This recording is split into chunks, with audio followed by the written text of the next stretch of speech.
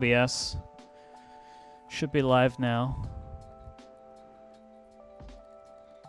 I'm hoping that that will be enough.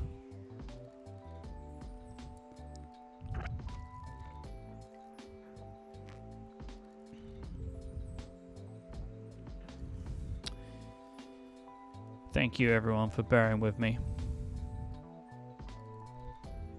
It looks better now. That's great. That's great. Now we've got too many frames, huh? If I just move like this. No, I'm kidding. Haha. All right.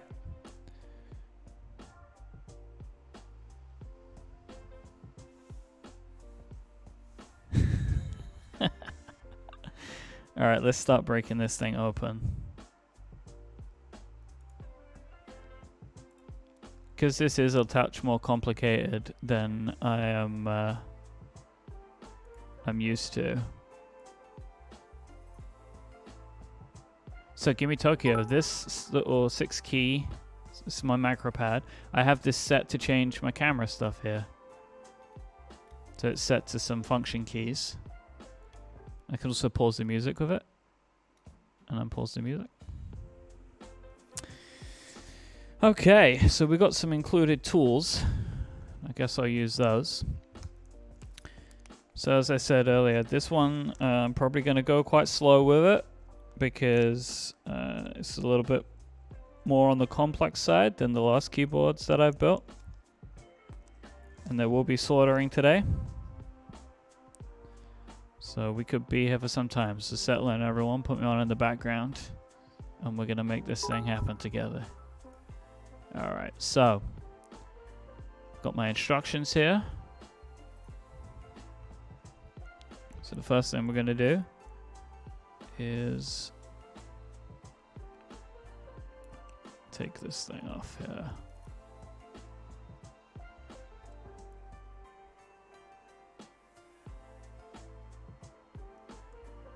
Oh, Shijura, you've been watching Teha Types too? Getting in on this now. Adam Eastman, thank you for the Prime subscription.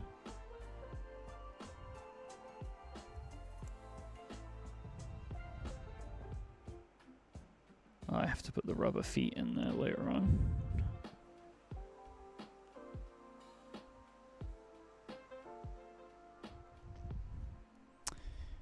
I feel like maybe I should use my work mat. Shall I put the work mat down now? Probably, so I can start collecting up these screws. All right.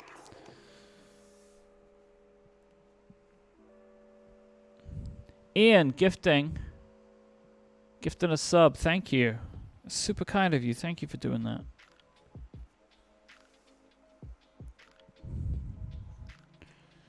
I will say that this thing is dirtier than I would like.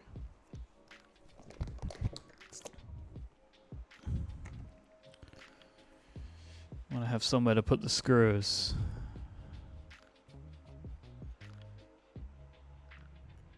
Need to get some little trays or something for these, for the screws.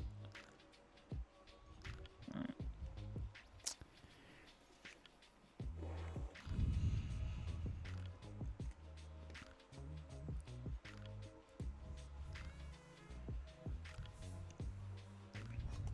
Oh, that's just come right out of there as soon as I picked it up. Great.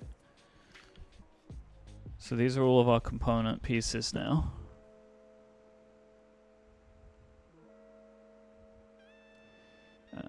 Gently lift the pour on bottom guard. Alright, I probably shouldn't have done that.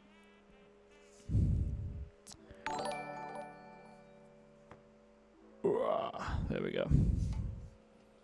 Oh, check that out.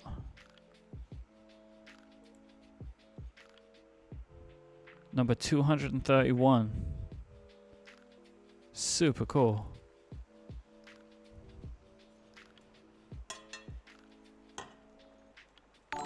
It's also put here too.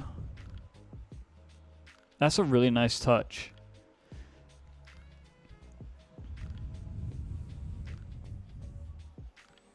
So we have, this is some pour on foam. It's all for sound stuff. This is the PCB. is where we'll be spending the majority of our time today. Then we have more foam and the plate. So I'll move those off to the side for the moment. So we're going to be seeing a lot of this today. It's a custom design PCB for the Mode AT. It's really clean.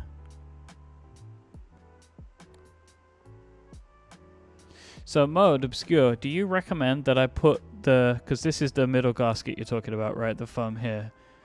Do you recommend I use that? What do you think?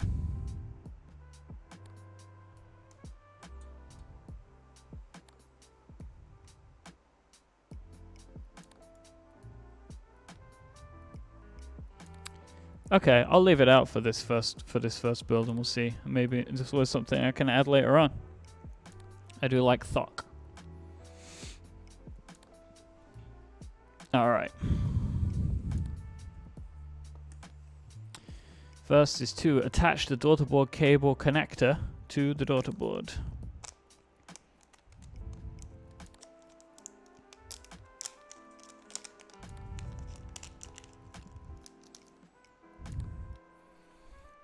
The JST connector at the end of the cable and on the PCBs are keyed. Ensure that they are facing the proper direction prior to pressing the connector firmly into position. Oh yeah, I see that. So let's see if I can get this on camera. These are slightly different shapes. Kind of like a mini USB type thing. So yes, Kate, Mode actually have instructions for this. This is the first keyboard I've built that actually has real instructions. And it is a little bit more complicated than the other stuff that I've been building, so I want to make sure I get it right.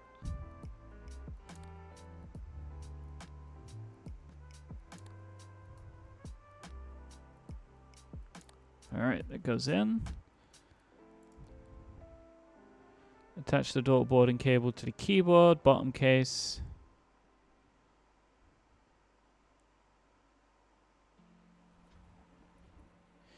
Do I want to...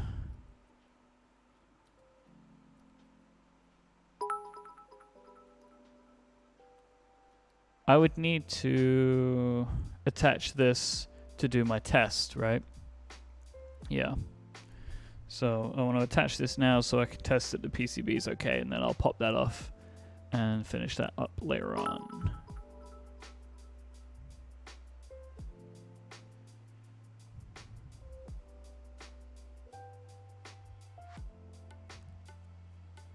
So Shijura, Adina is into this too. She's happy that I have a new hobby, and I've already built a keyboard. Well, I got a keyboard done for her, and we're gonna find a new one at some point too. All right.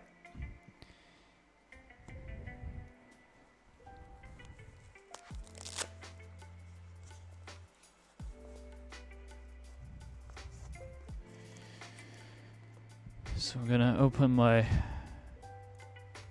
tool that I'm gonna use via to test.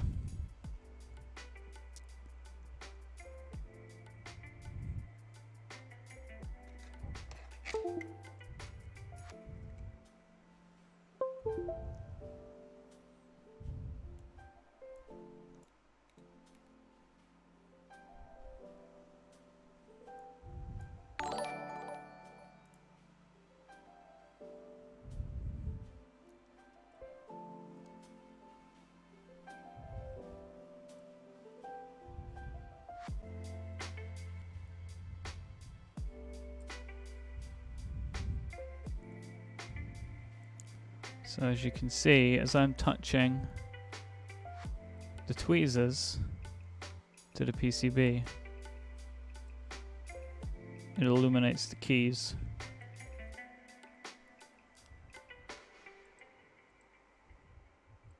And you just do this to test that they're working.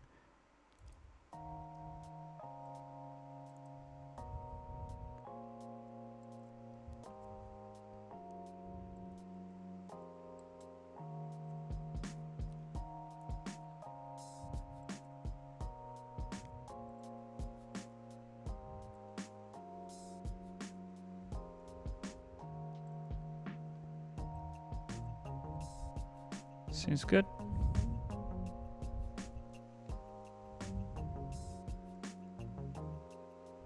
Okay.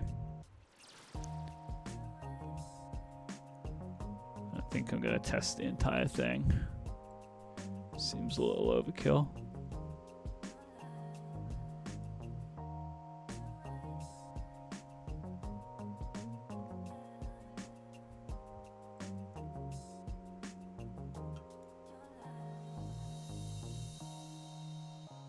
Cool.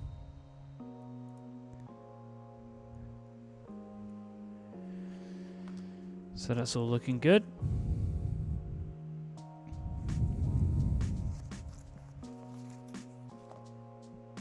Now let me unplug this carefully.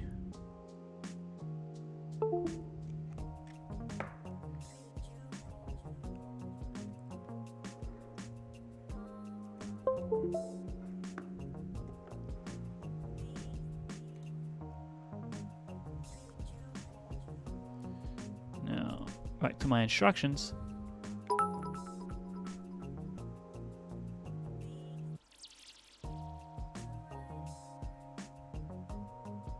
Okay, it recommends at this stage to attach the daughter board to the PCB. Sorry, to the case. So then now I'm struggling to easily disconnect that from the PCB.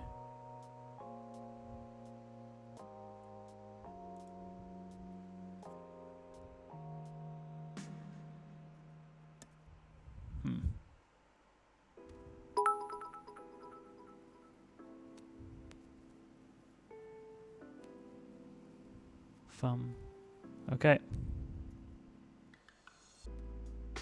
Oh yeah, you were right. Thanks, Obscure. Cool. All right. So it says at this stage to attach it to the case itself.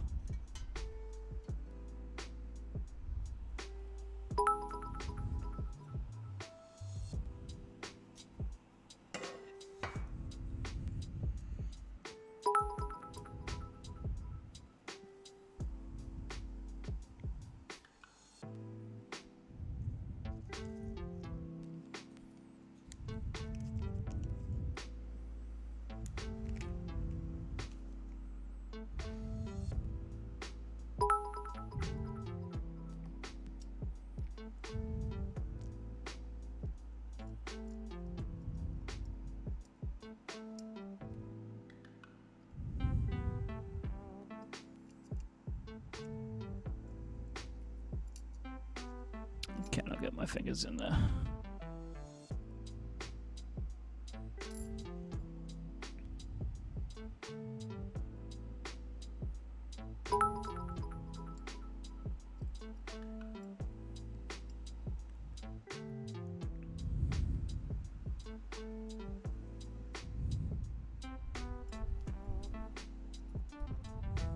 There are going to be these moments of intense concentration on my part today,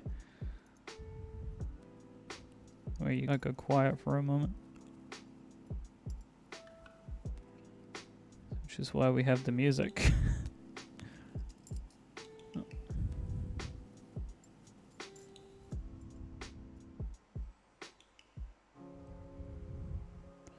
I have been looking forward to this all week.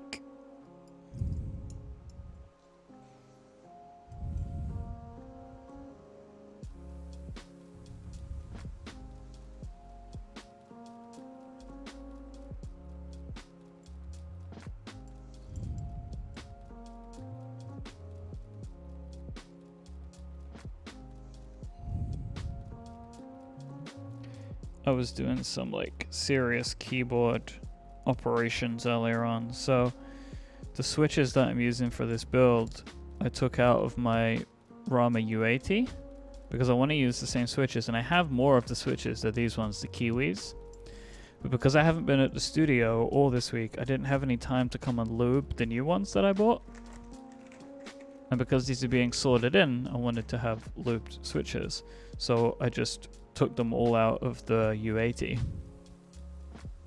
for now, and we'll come back to that later on. And also the the keycaps I took from another board too. The U80 that I have is hot swap, yeah. So there you go. You probably couldn't see that because of the lights. I apologize. It was really bright, I bet. But now I put the daughter board in here. So I've been looking more and more at keyboard stuff, of course, right, over the last few months. And one of the things that really struck me about Mode's website is how nice it is. It's just really nicely designed. All right, so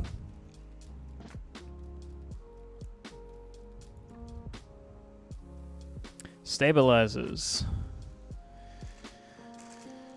So I got these stabilizers, which was lucky. I bought these on a whim, and I ended up actually needing stabilizers for this build.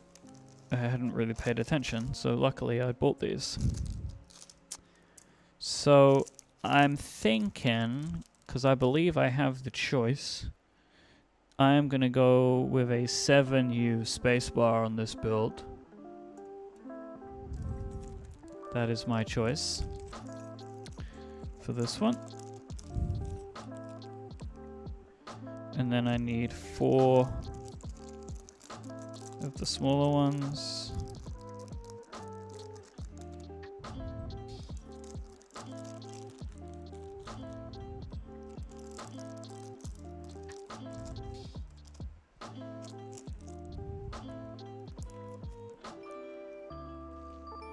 Oh, I need to go get the lube for these. 1 second.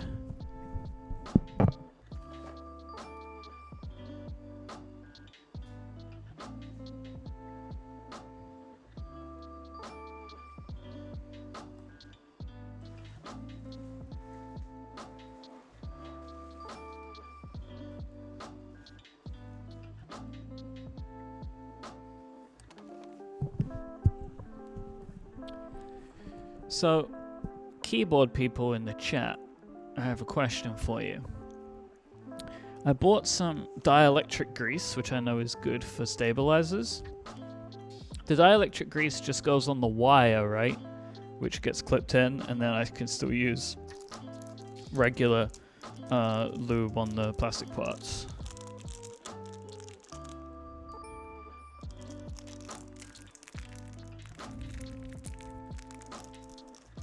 Thank you, Niles Bailey. I'm going to try and remember to put the washers on this time. So, as I get to install the stabilizers on the PCB, it is your responsibility, dear viewer, to remind me to put the washers on as well. I hope that you will all take this responsibility very seriously.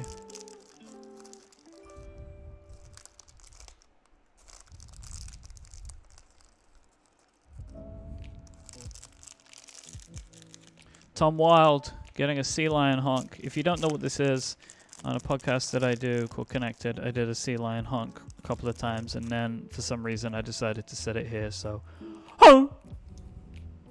that's for you.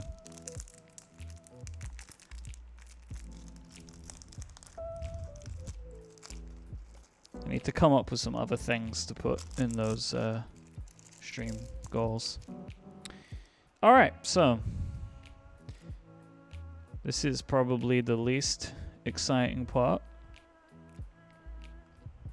but it is a necessary part.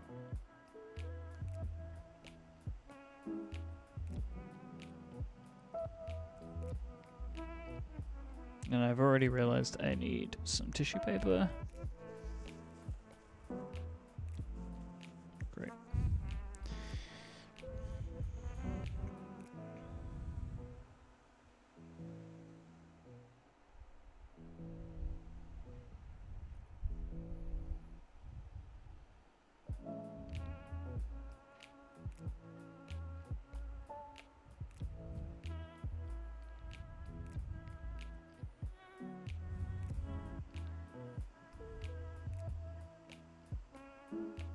Thank you so much, Huth. Yeah, I'm getting so much joy out of this new hobby. There's so many things for me to like get involved in, and I've really been enjoying it. There's so much good stuff to learn, too. Yeah, I'm super into it. Now I need to remember about which way he's going. So, yeah. I've only dealt with stabilizers once, which was on my tofu build.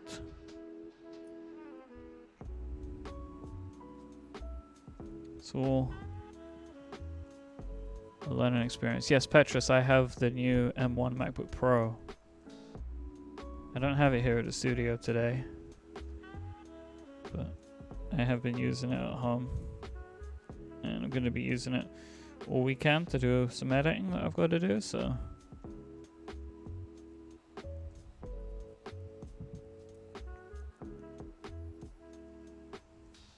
Thanks, Mode. The tofu's fun. The tofu needs breaking in, you know, and ultimately, I think I said this, like, I feel like I'm leaning mostly towards tactile switches, and I put linears in the tofu, and I can feel the difference big time. Before I carry on, let me make sure that I'm doing this right, so...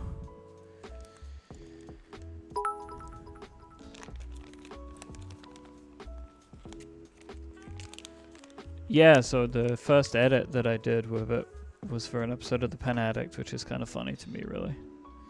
So this is the first time I've dealt with this grease. And I got this weird little brush. It came with the grease. Oh, this is super different. Okay.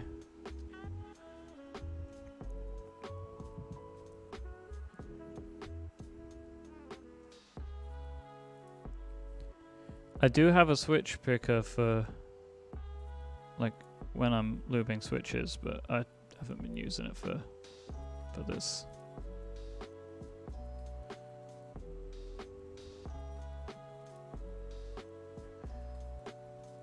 All right.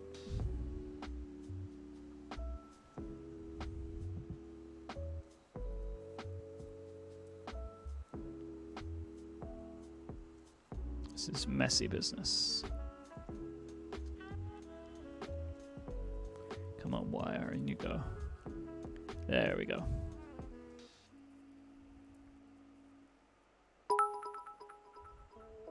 Well, that doesn't feel right at all, what I've done here.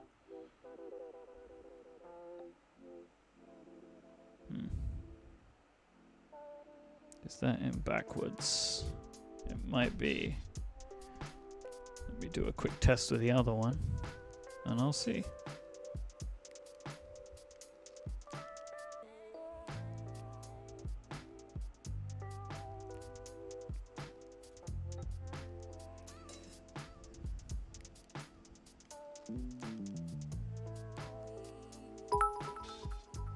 So far, I have found stabilizers to be one of the more confusing parts of this. Like, it doesn't seem immediately obvious to me.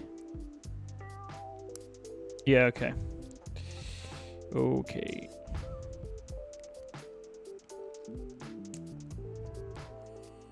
Which way around everything works, but now it is, I've learned that is the opposite way to the way that I thought today.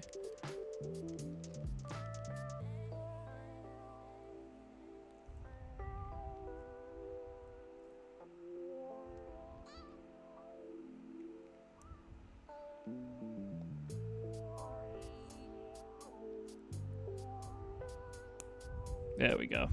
Dang. One. So Terrence, I bought these stabilizers separately. They are C3 equals stabilizers. I like them, they do look nice.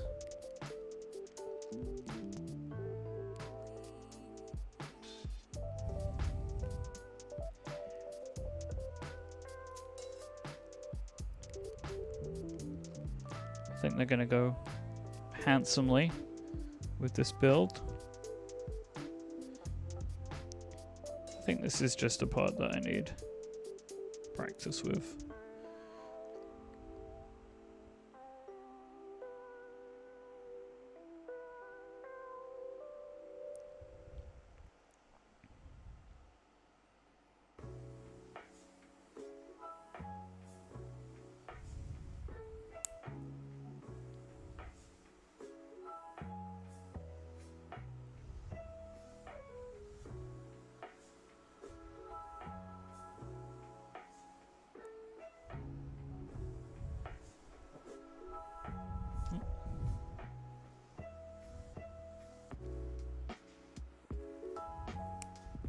Okay, 2 down.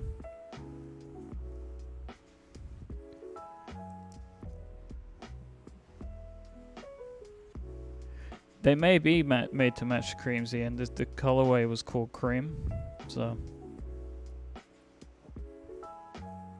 I wouldn't be surprised if that is the thinking behind these ones.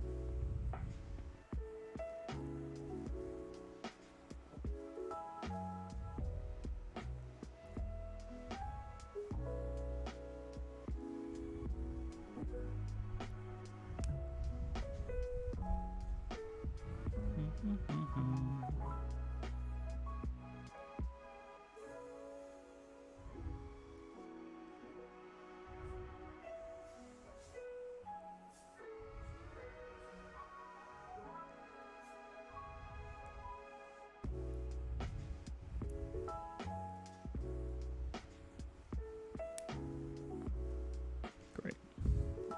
3 down. Shajora, I have some films, so I have these films to go in switches. I haven't really tried these out yet, but I'm planning on doing it. These do look really stylish, don't they? Oh, Matt, Vortex. Filming some Gateron inks right now. I'm pleased that you're getting that done while we're on the stream. You know, we're all working together on these projects. Are you getting those ready for your Cyber Voyager, Matt? In the Relay FM Discord, Matt posted a picture of a Cyber Voyager today, which is a super cool looking keyboard.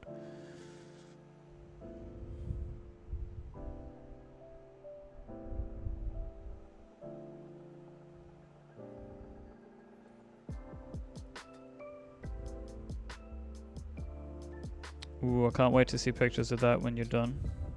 Make sure you share those.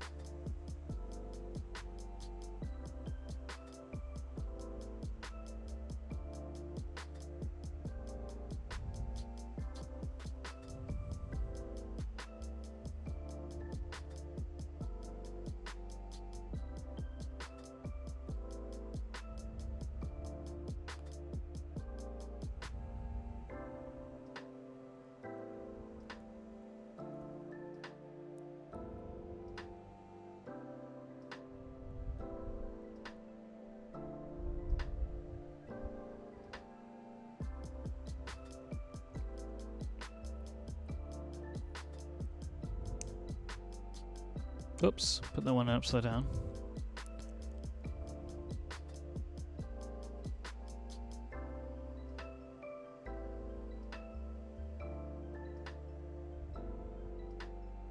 There we go. Now just the last one, the big one.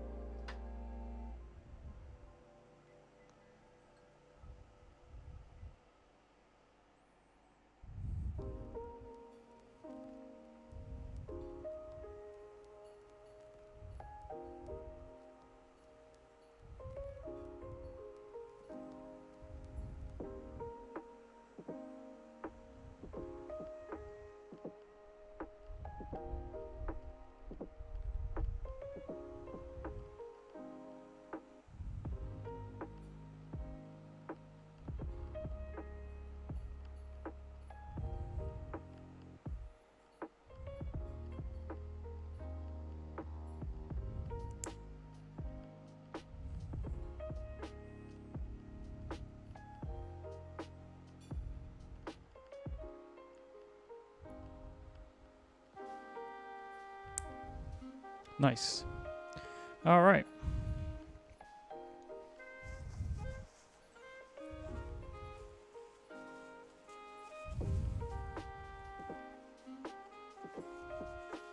So Jamba, I have actually been,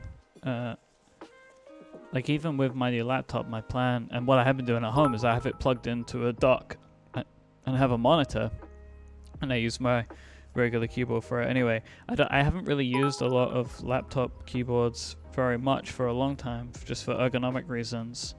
I like to have an external keyboard, and that's actually one of the reasons why I started to get into this hobby, was because I was looking for something nice to use on my desk, so I would stop using like laptop keyboards for long stretches of time, even like with my iPad with like the Magic Keyboard and stuff. And it was just all for ergonomic reasons, especially with, you know, and I know this is the thing for why so many people are getting into this hobby now, because people are working from home now where they wouldn't have before. All right, give me 1 second while I just clean up my hands a little.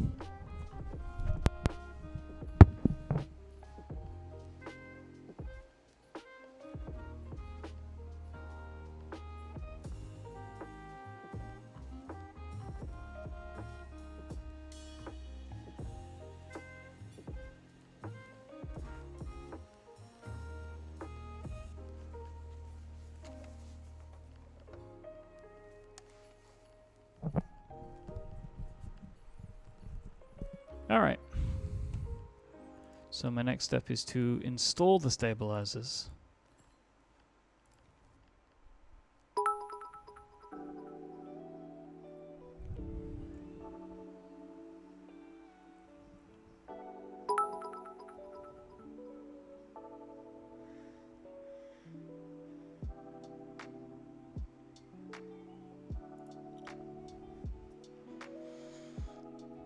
Right.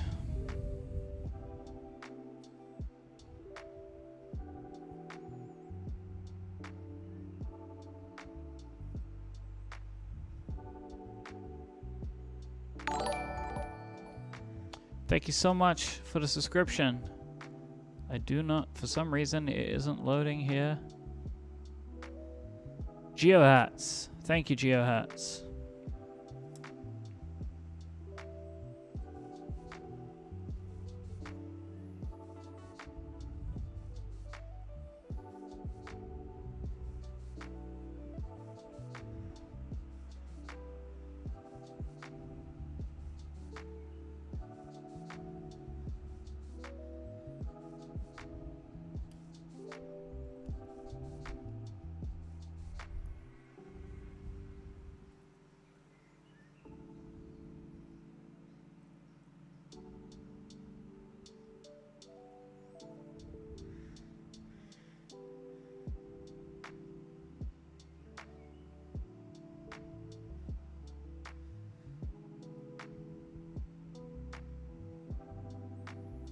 I'm having a real moment right now.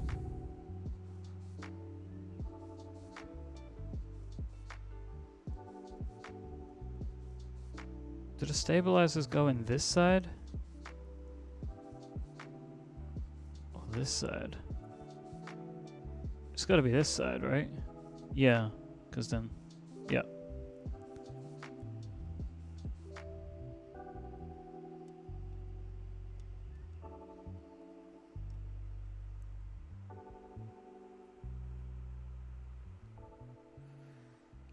My noobness is showing. All right. Now, everyone in the chat room, what am I supposed to do at this point?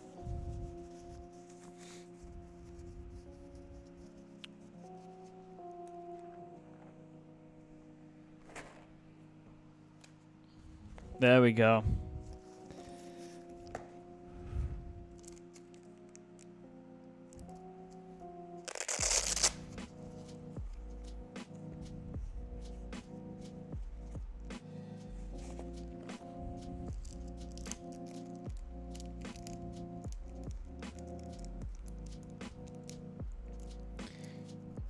The lucky part was I had remembered. So If I remember, I can remind you. I feel like it may have just dropped a screw somewhere, but I think I'm good.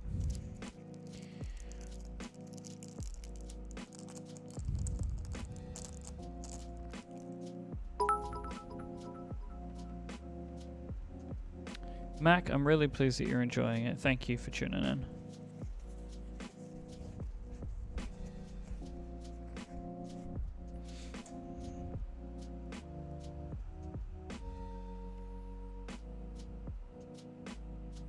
I gotta say, Mode, it's super nice to have all of the markings. So like there's all the markings for which stabilizers go where. I find that very helpful.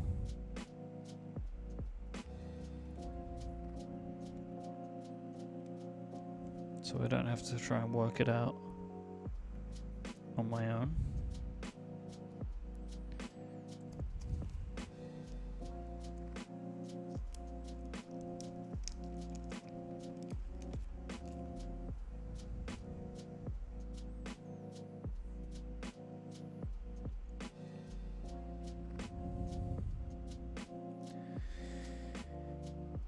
So considering where I, you know, like my background in consumer technology kind of stuff,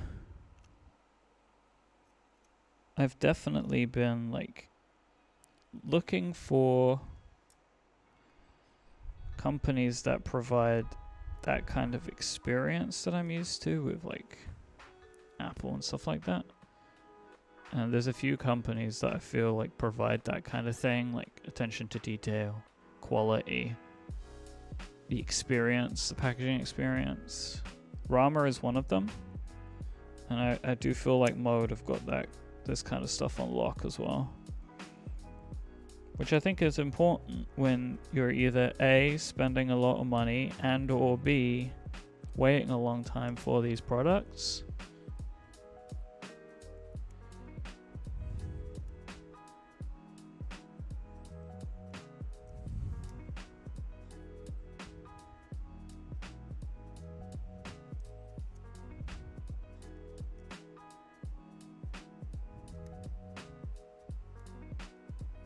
There was an unboxing, Terrence, and it was very good. A box, a case in it, very nice.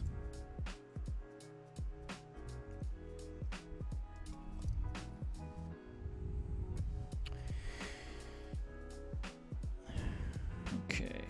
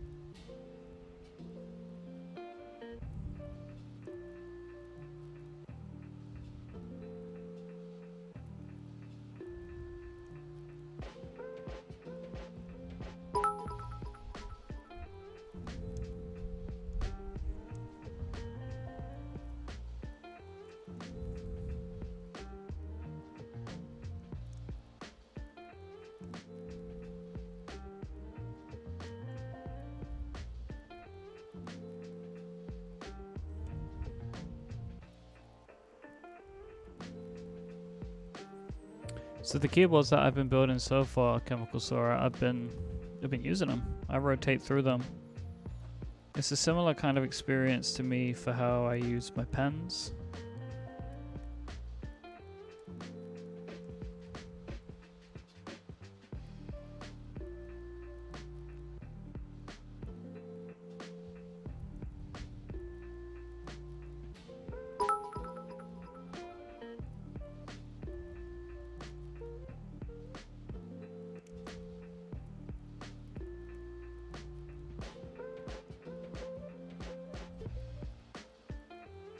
I don't know why I'm struggling with this at the moment.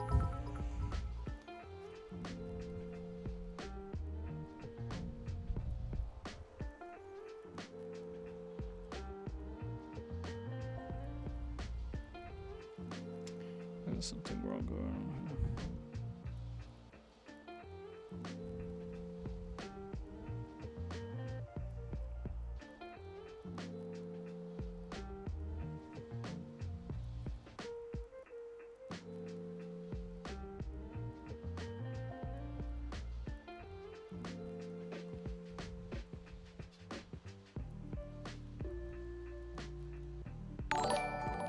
Hobby Collector 9, thank you so much for the subscription. It's very kind of you. While I'm here just futzing around. Oh, there we go.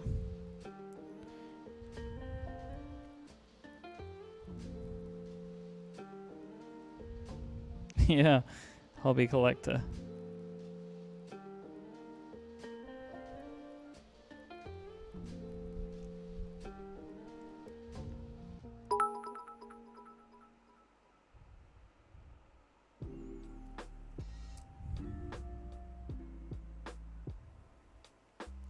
You know what, Doc? That's right. The plate. Why didn't I put the plate over it? That would have helped me a lot, right? Yeah, I'm going to do that in a second. Actually, let me just do it now before I continue. It will just help me make sure I'm orienting myself properly.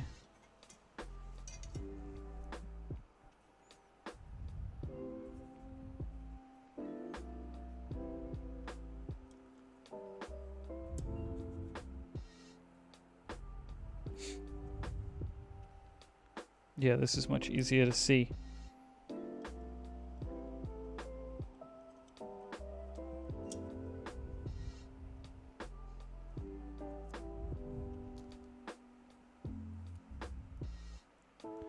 Thanks, Doc.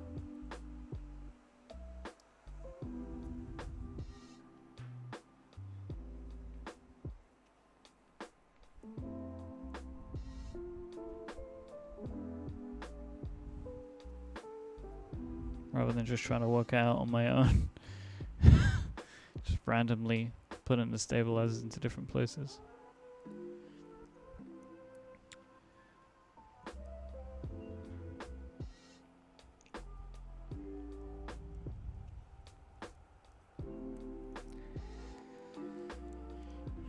So, this is like a thing people say to me, like, ANSI or ISO, and that's the US and American layout. I actually just at this point just mostly choose to go with the American layout because it's way easier to find, and so I'm kind of just standardizing on it mostly for myself. I'm used to both of them at this point.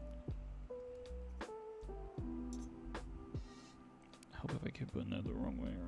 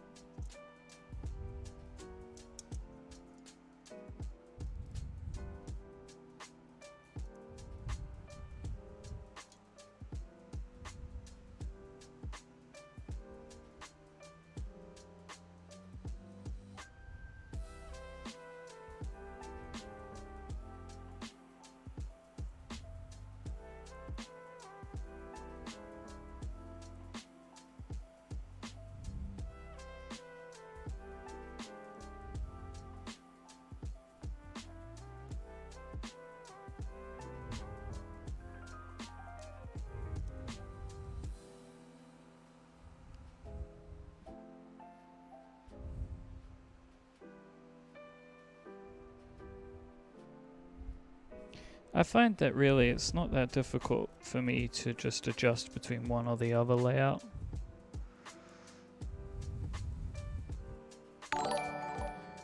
Fuzan Alam, thank you so much for the Prime sub.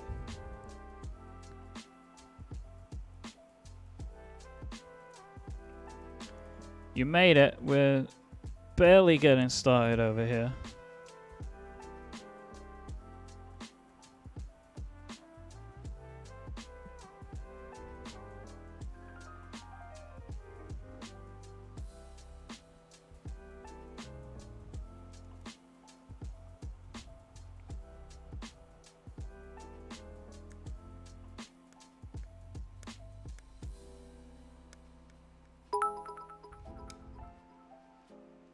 Appreciate all the follows as well.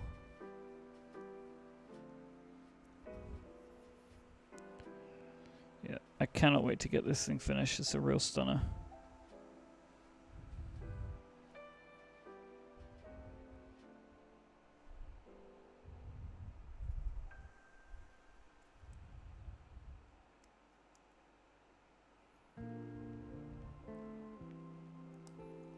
I'm pleased that it so this keyboard ships with a carrying case, which I'm happy about, because I will 100% be wanting to take this home with me tonight. There's no way that I'm going to leave it here at the studio, because I will want to use it next week after putting all this effort in.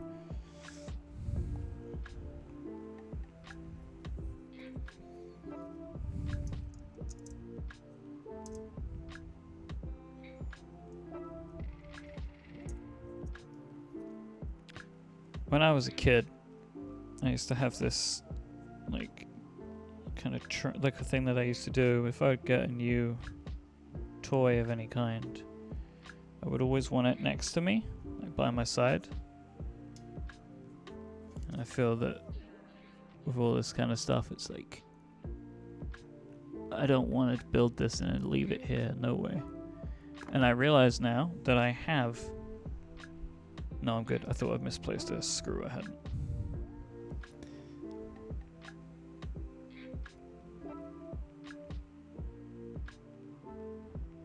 Yeah, you can feel free to put links in the chat if they're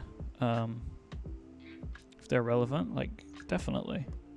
I don't think that I have any automatic moderation stuff for that, but who knows? I didn't change a lot of the settings for the Nightbot mod that I have. But yeah, so like if I bought like a new toy, I would, like, if I was sitting down, I'd sit it next to me, you know?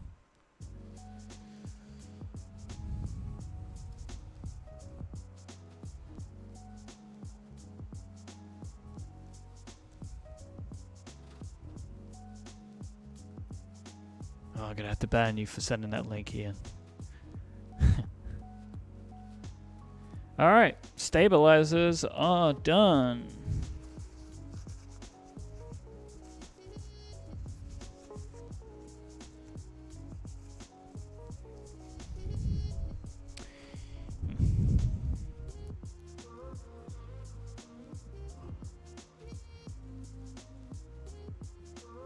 So next up,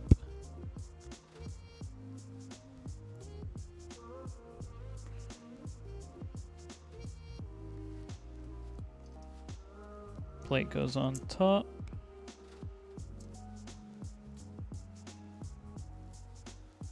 We'll start putting the switches in. Oh, Petrus redeemed a honk. Oh.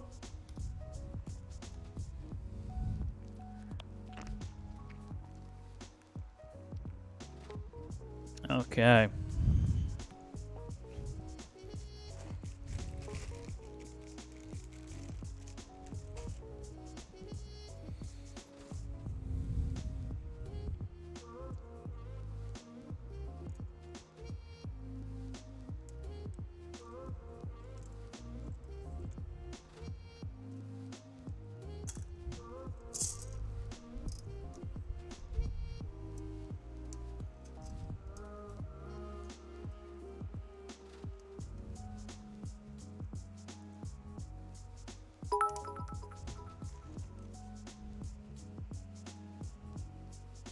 I do have a favorite coffee mug, Brian. It's called I think the guy who makes it, his name is Brian Jiniuski. And the mugs are called like Drippy Pots. That's like his brand thing. And that is my favorite mug.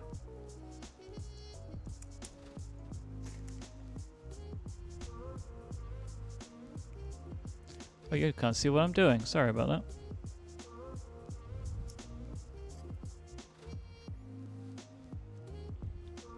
So I'm now putting the switches into the plate. And then also they go into the PCB.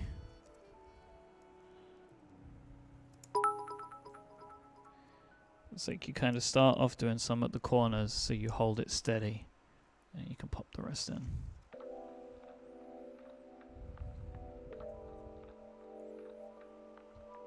Make sure I put the right one in for my space bar.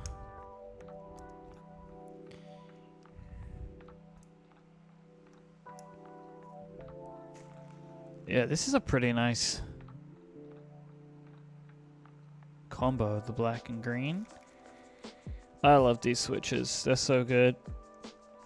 I was so happy. I wish I could remember who it was right now, but whoever it was that found these for sale on ILUMKB, much appreciated, because these switches, I bought them in their initial kind of first run, and I'm happy to have more.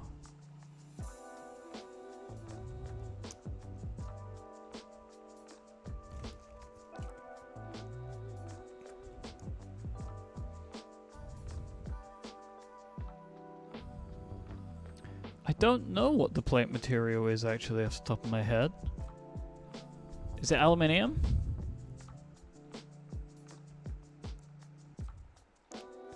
I couldn't remember what I went with.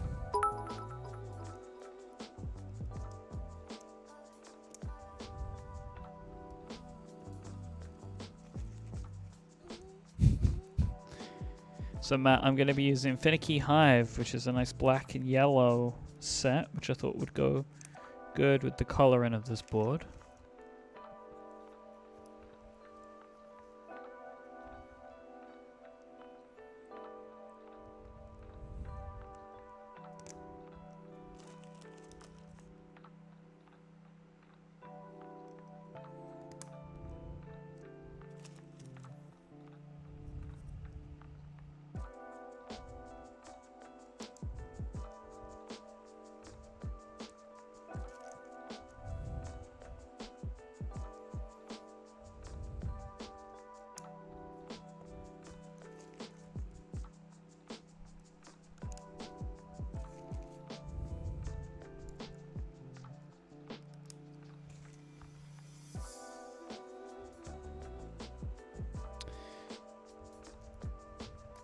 So I would say Hunter right now, I don't have any plans to create a Discord for the channel. Because there is a Discord for Relay FM members, which has a keyboard room in it, which is super great. But as of right now, I don't think I could maintain a Discord for this. That doesn't mean that's never going to happen. But just right now. So everything about the stream stuff is we're still in beta. I see it as like, you know, I've still got a lot of things that I need to get set up. I'm working with my wonderful design collaborator, David Dooley, who did all of this great design work like this. We're working on emotes for the channel. That's going to be the next thing. And then soon we're going to get on a schedule for the streams. So slowly getting there.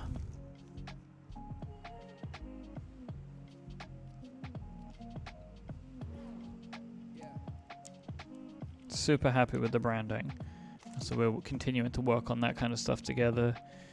And then I want to do stuff like, I want to have like custom animations and all that kind of stuff. So then there'll be a stream. Eventually there'll be a thing where I can say like, oh, if you everybody knows you just tune in on this day at this time and I'm streaming, you know? Yeah. Where at the moment, it's been ad hoc.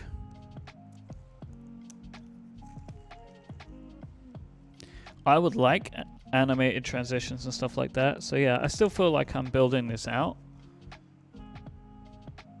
And that is actually great fun for me so far. To learn all this stuff, have all these different things to think about. I don't have enough nano leaves, it's true. I should put them on these things behind me, these sound panels. They can get that real streamer vibe. But stuff like cameras, me and Adina are working at the moment to try and work out what camera I'm going to go for to replace this one above me. I want an actual real camera, not a webcam. I want something with better focus, better zoom in. Well, actually any zooming, better color, better white balance, everything. So we're gonna, that's another thing we're working on. So did you feel like you needed to wait a long time to let enough stuff start shipping before you could commit to a stream schedule? I don't, Terrence, because the thing is, I feel like there's a lot of like little things that I can do where I can, like for example, I could just do a stream, which I'm going to do at some point soon, where I'm just going to be lubing more switches and we'll just sit and hang out. And so, Manny, these are, all the mic.live stuff, this is all my own personal stuff. It's not related to Relay FM, my podcast company. That was one of the things why I wanted to work with a new designer on it, because I don't have any branding of just my own. So it's been a fun, this is a fun side project for me right now.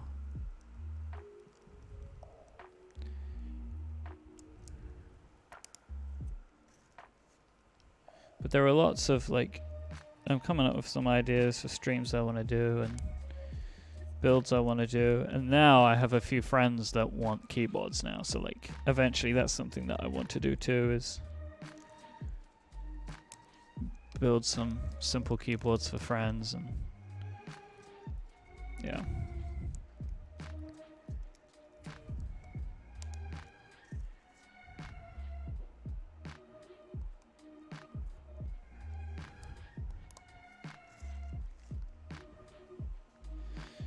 I guess at some point, yeah, I will build something for Federico. He, for some reason, told me he was into something, so.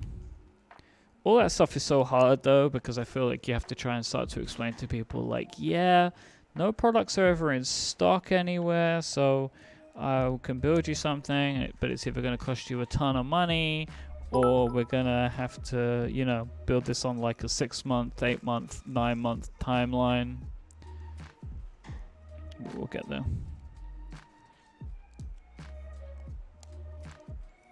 This looks so good.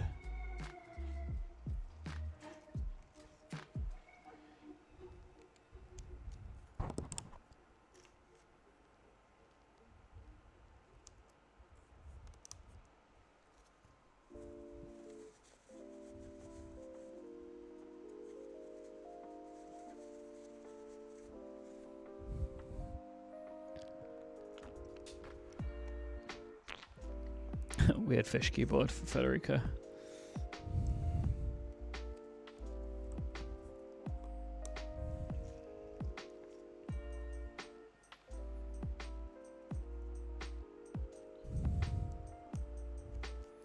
Yeah, this is totally like a grown-up Lego deal. Not that Lego isn't for grown-ups, of course.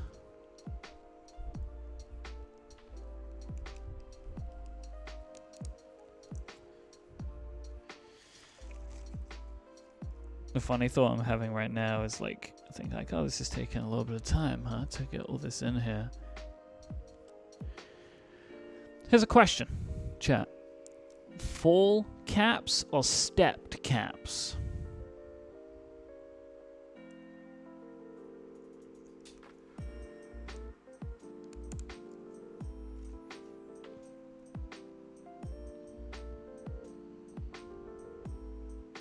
Oh, everyone's into stepped? Alright, I'll do stepped caps then. That'll be new for me. So, for people that don't know what that means, see, do I have it right here?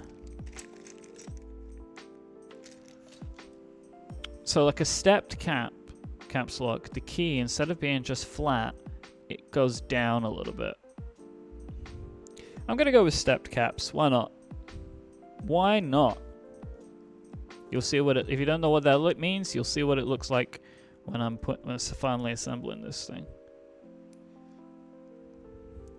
The decision is made. The switch is in.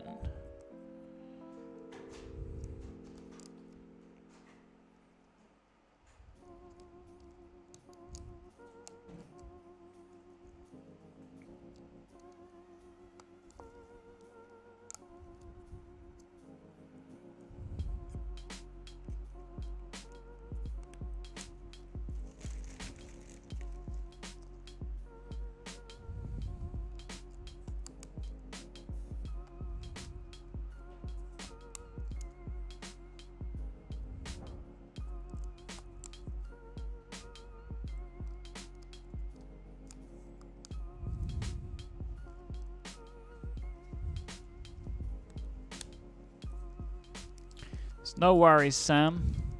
You missed the first hour, but there's still a lot of time left. I've not even got all the switches in yet. There's a lot of soldering to come. You missed me mostly futzing around with stabilizers. But thank you for coming and checking out the stream.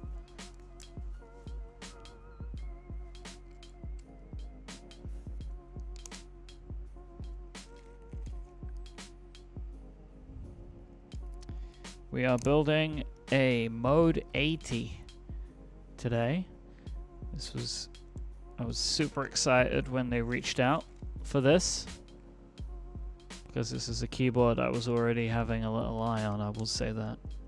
And I think they have some of these in stock right now.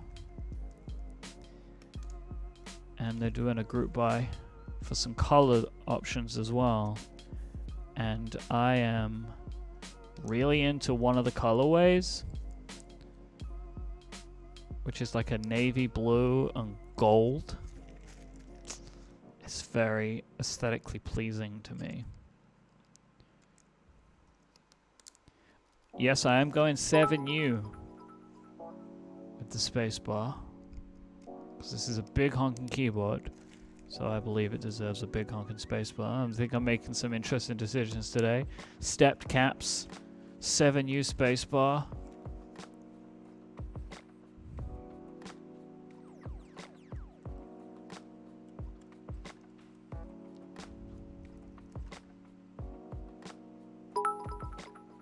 Yeah, GMK Rudy, if I had that, that'd be nice. So this weekend, something that there's a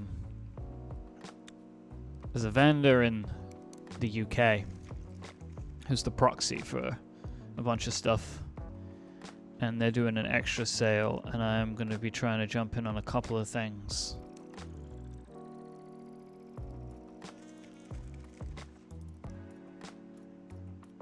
Keycap related.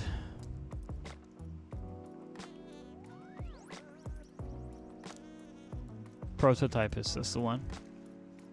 These switches are Kiwi Switches.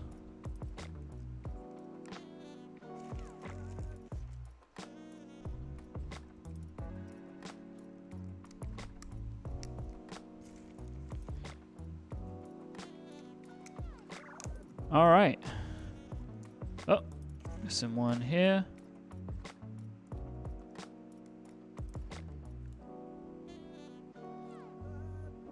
These are in. This feels like a picture-worthy.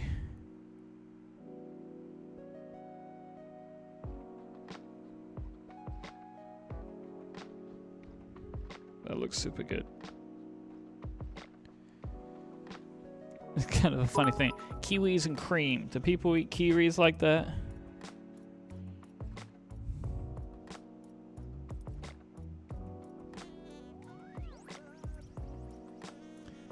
Bottom row, second from the left. Is that switch in the right place?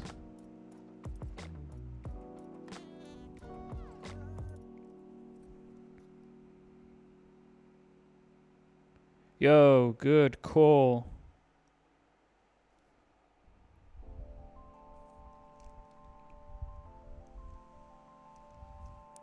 I think it might not be.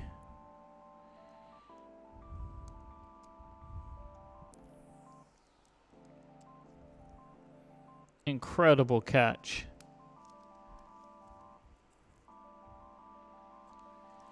So we've got 1.25 control, 1.25 win, 1.25 alt. Is that right? Is that what I'm looking for?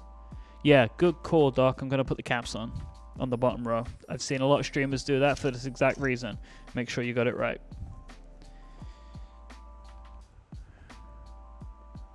This is what we're building with. Infinkey Hive.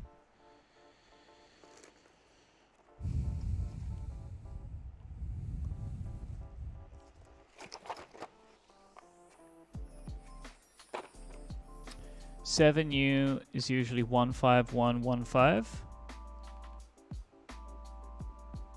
15115. Cool.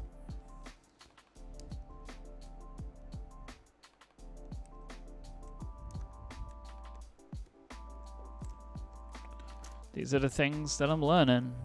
Thank you, everyone. This is why it's so great to do this stuff on Twitch, because you get great help from people.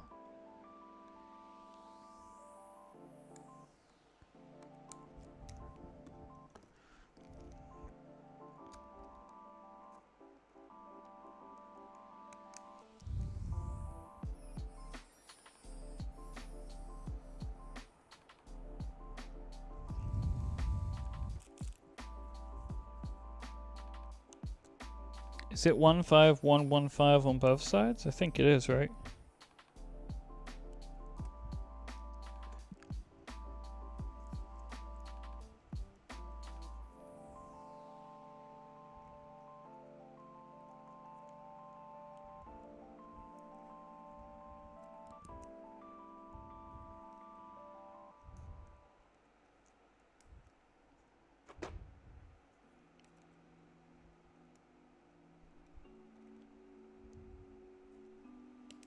Nice. All right.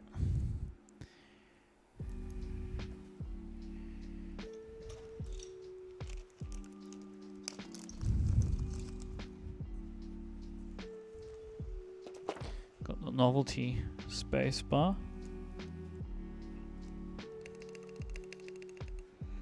Now, unfortunately, this space bar is a bit banana.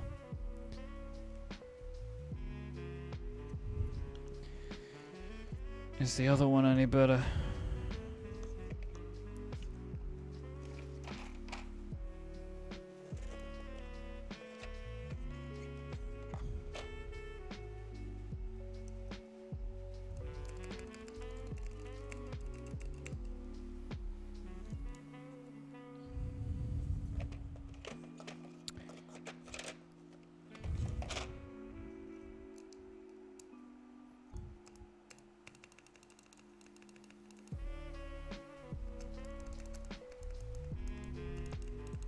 So it doesn't feel as good as it could feel, that is for sure.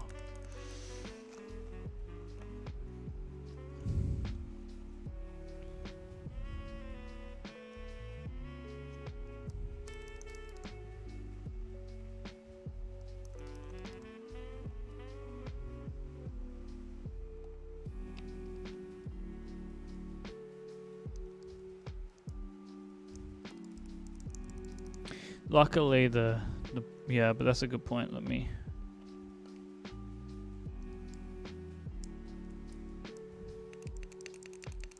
There, it's close, but there's no touching.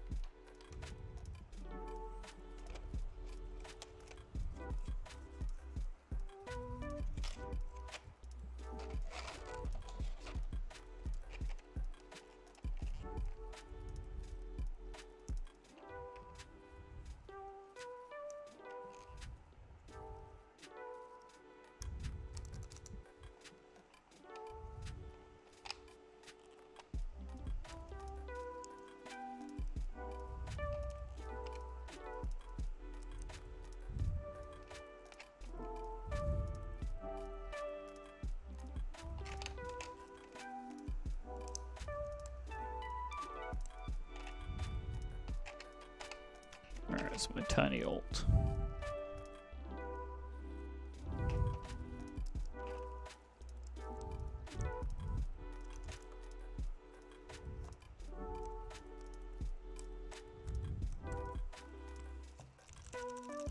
Oh, this is gonna be good.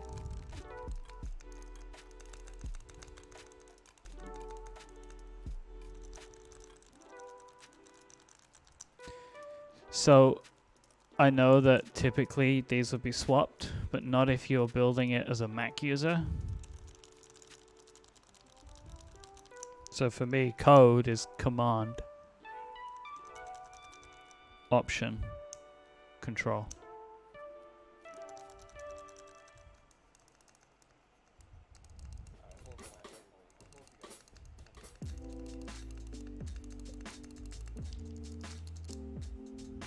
Alright, yep. Feels good.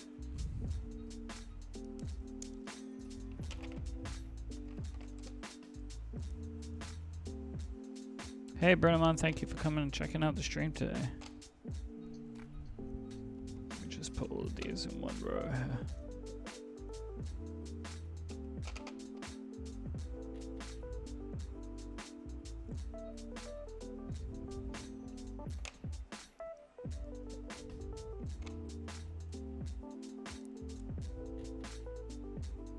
Oh, yeah, test the stabs. Of course. Alright.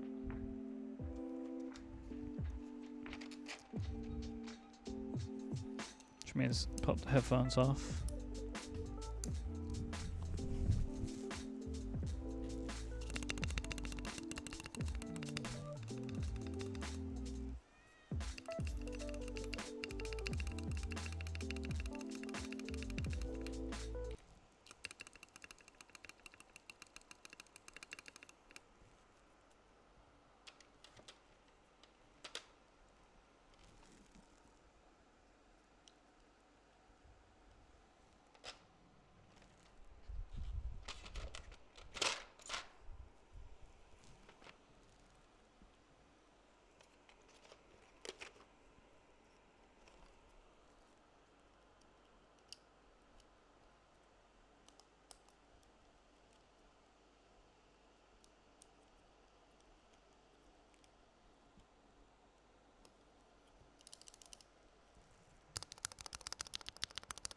Oops.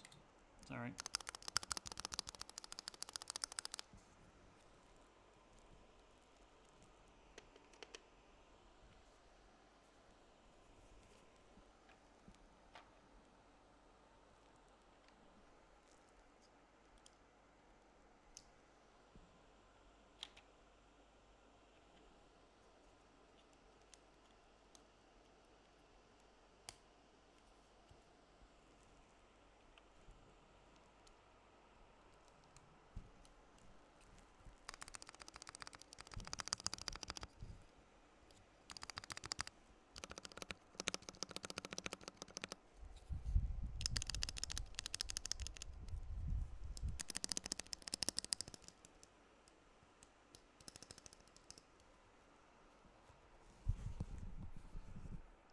I'm feeling good about that. Whoops.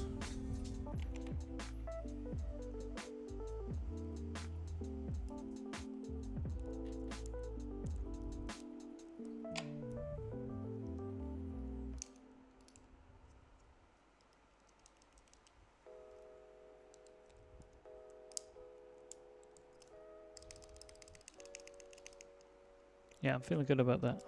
Thank you for the tip, Ian. Definitely better than the my performance with the tofu. Wasn't very happy with how the stabilizers came out, but it was my first attempt, so. All right.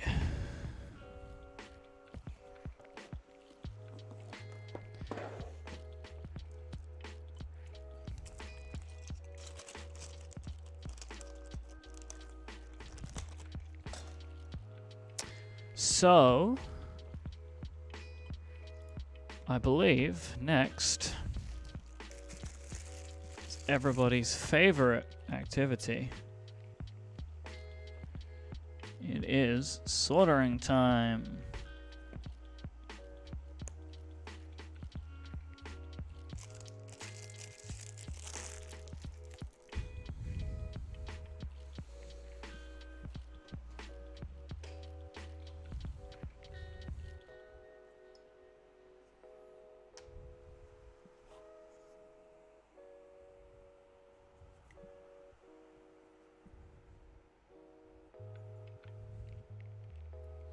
So what I'm doing now is just double checking that I can see the 2 pins for every switch that they've come through.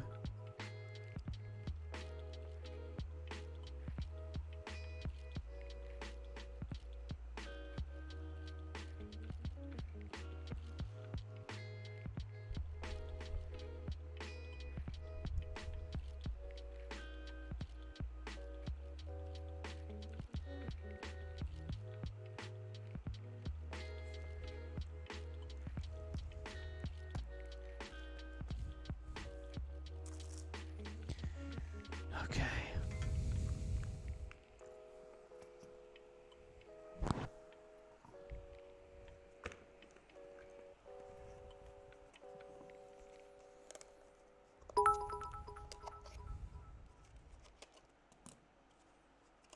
This is my second full board. Well, it's my first board of this size. My USB-C powered soldering iron. I actually don't know, Luke, about who in the UK to get Krytox from. I've got some from a company in Malaysia called Keys.my, and it was pretty good shipping wise.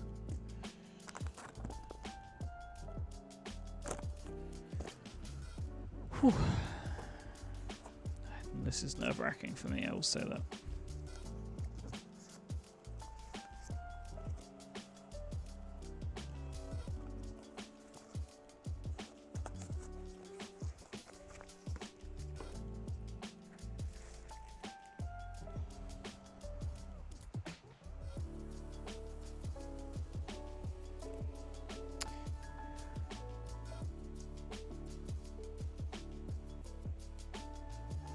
Let me just angle the fan that I've got towards me. Oh, Steven, for you. Huh?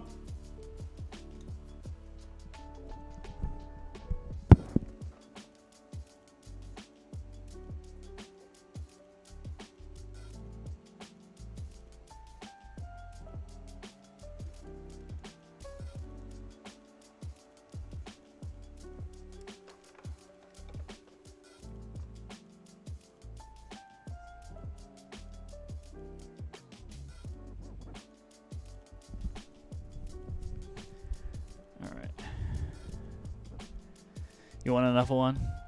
That make you feel better now? I feel like I need to change that at some point.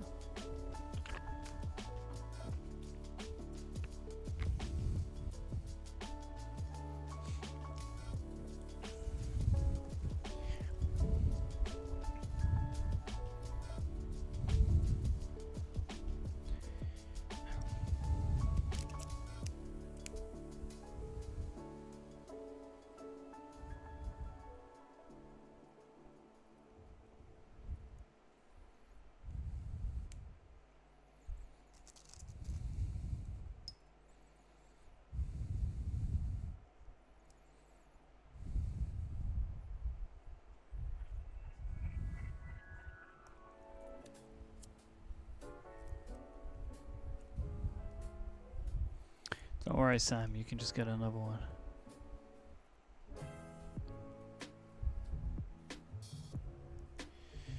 So,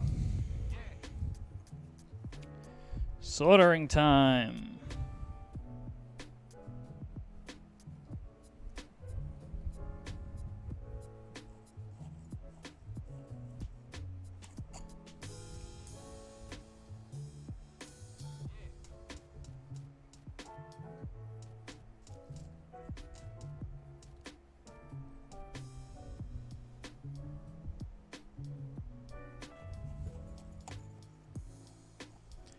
It gets fast really quick. It's 300 and... Okay, that's too hot. Hold on. I always get lost with the settings on this thing. There we go. Bringing it down to 360 degrees, which is what I've been using recently. I don't have solder with lead in it. Super difficult to get in the UK for aught, so my solder takes a little bit more to heat up than the usual. Here we go. See if I remember how to do this.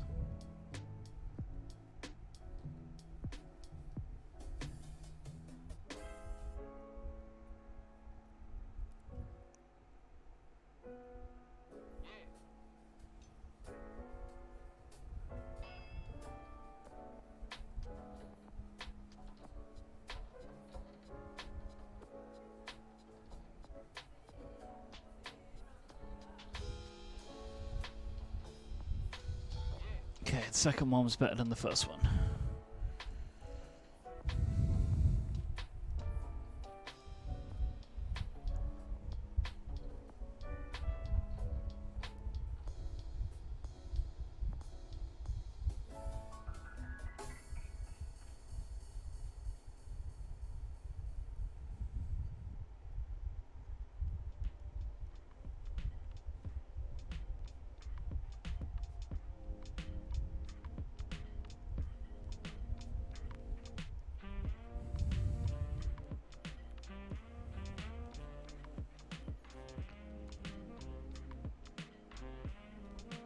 Thanks, Shajara. Appreciate you stopping by today.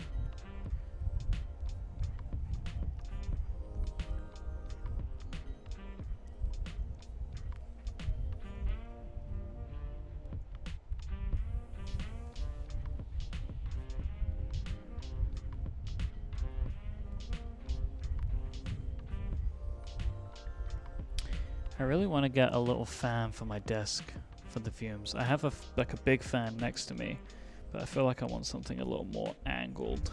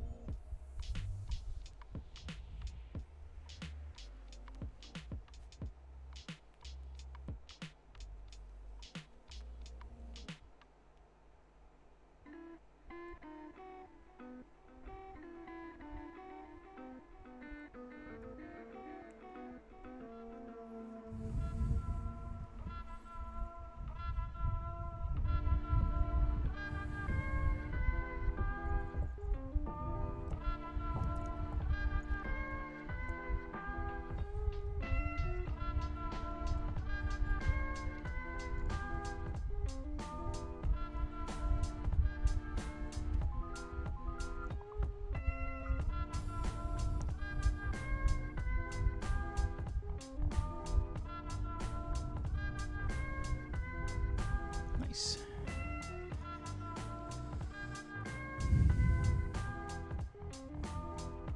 TSATP.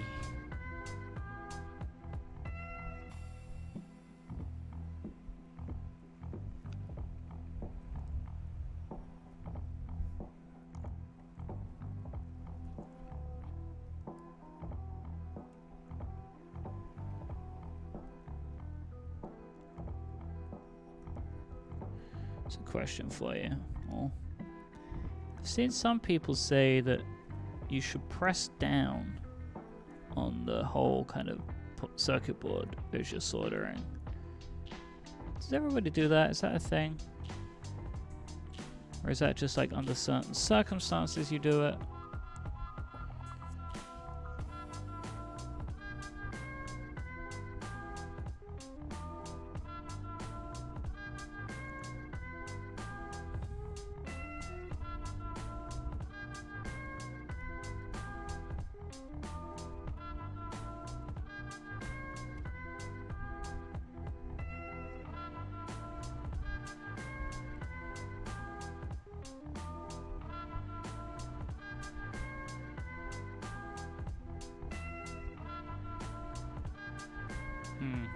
Okay, I figured it might be for the first few.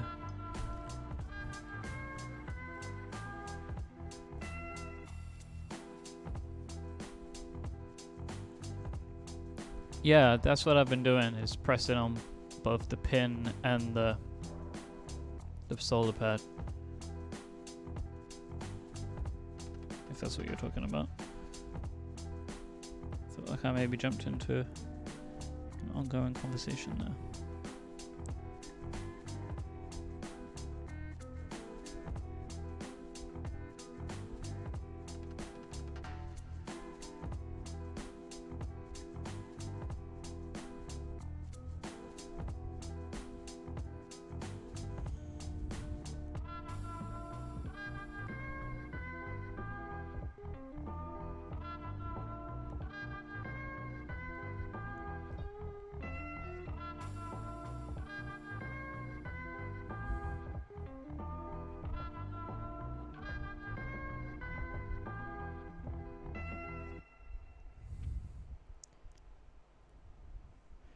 For Zan, I never thought that this would happen when I started my mechanical keyboard journey all those months ago. It was in August.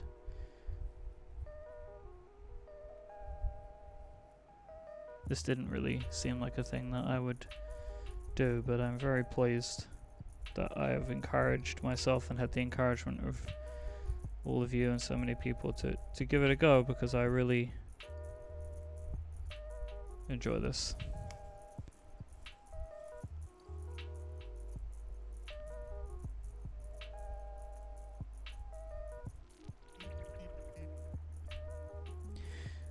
It's not Gray's fault, it was the fault of a listener who wrote in with a question.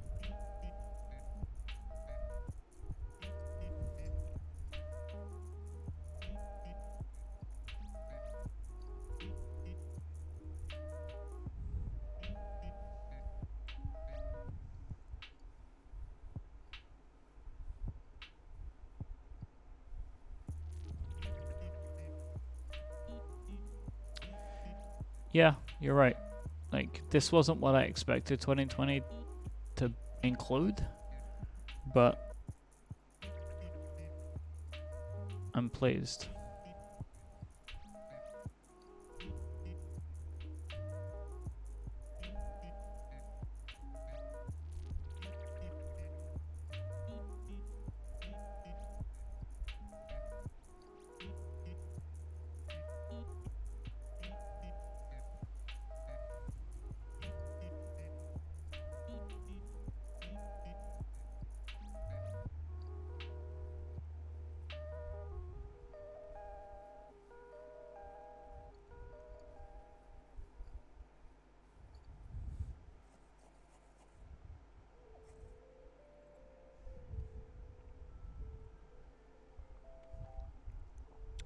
It's funny, when I watch like my favorite streamers and stuff putting these things together, for them the soldering process just seems so trivial.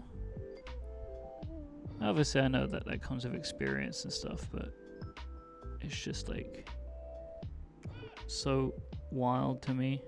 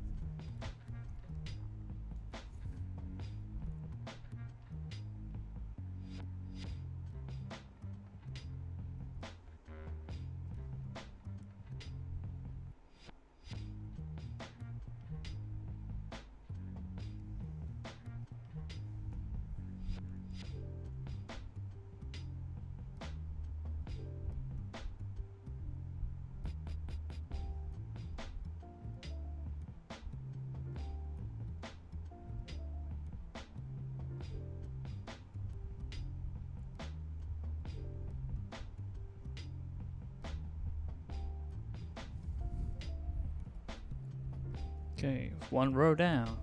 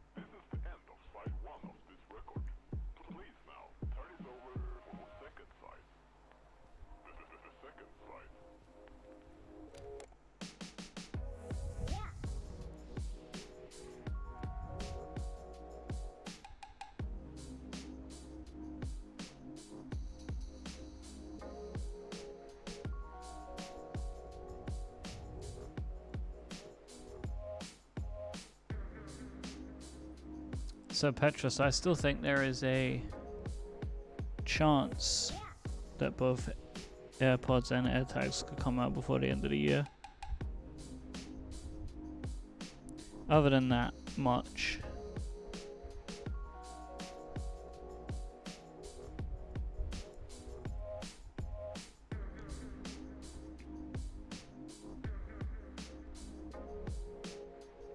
my number one odds right now is first week of December.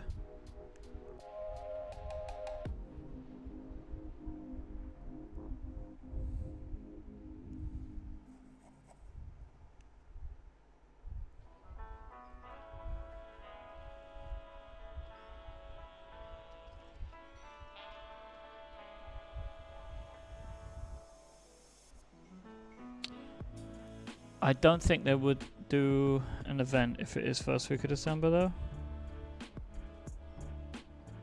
But they would have like videos and stuff like that, but I don't think we're gonna get a full-on Tim Cook event for those products.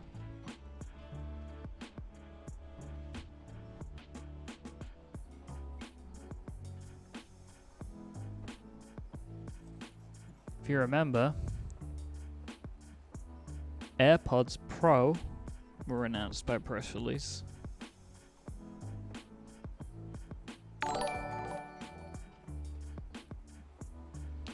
Thank you so much for Harrison, TW for the Prime subscription.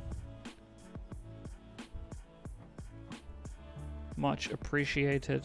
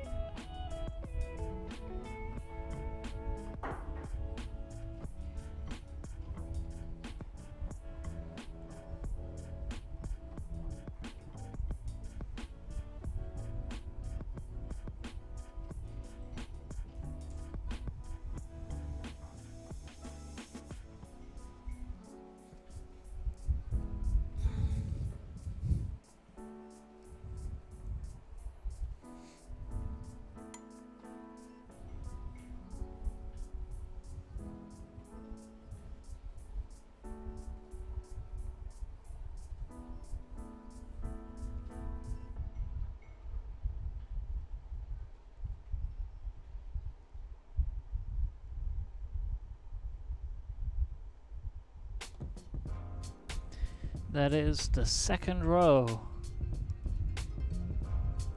complete.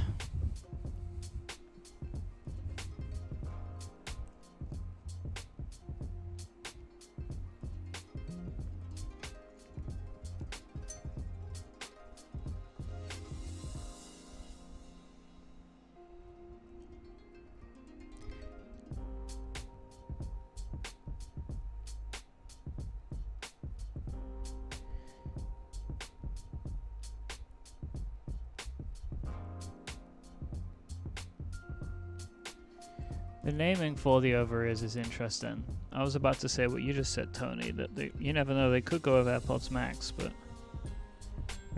if they wanted to keep using names from their suite. The funny thing is, like, that they already used Pro.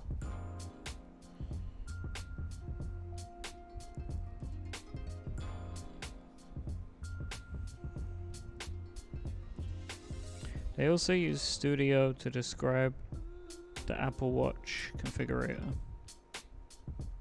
which obviously doesn't fit naming wise.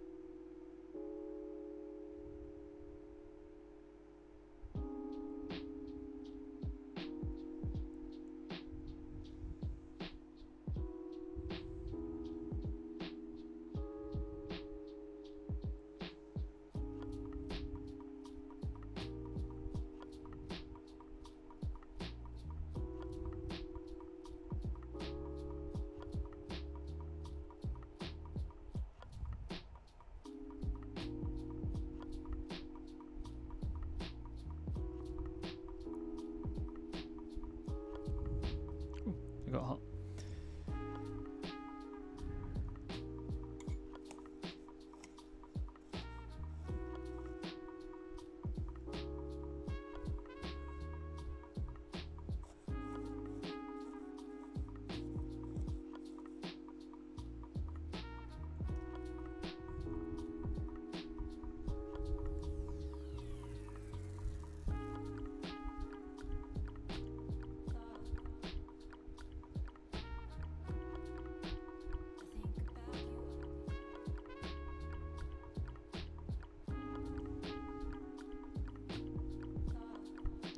Yeah, I think that it is.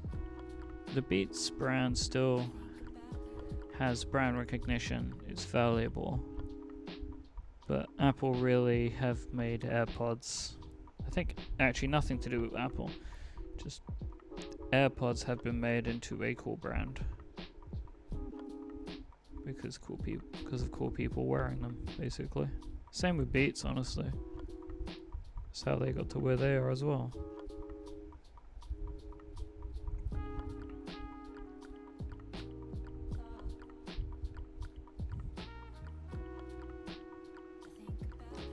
So Steve, I actually, with my boards, I prefer having them wired. It's like another element of customization. Don't have to think about charging. There's so many cool cables that people make. Like my Keychron that I have plugged in right now. This Keychron, it has Bluetooth, but I can't plug it in.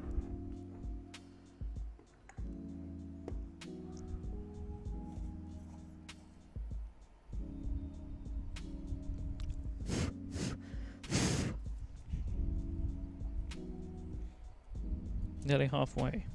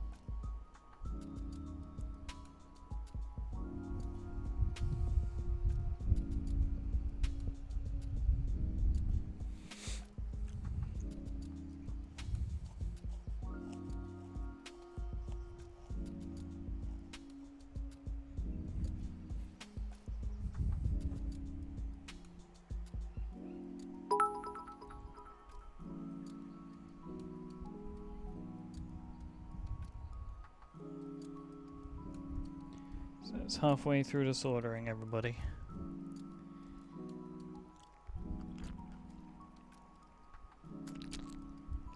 So I will take this opportunity again to thank you all for spending your time with me today.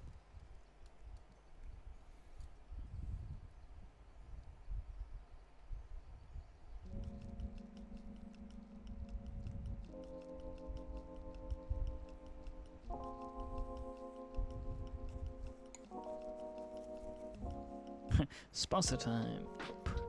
No sponsors.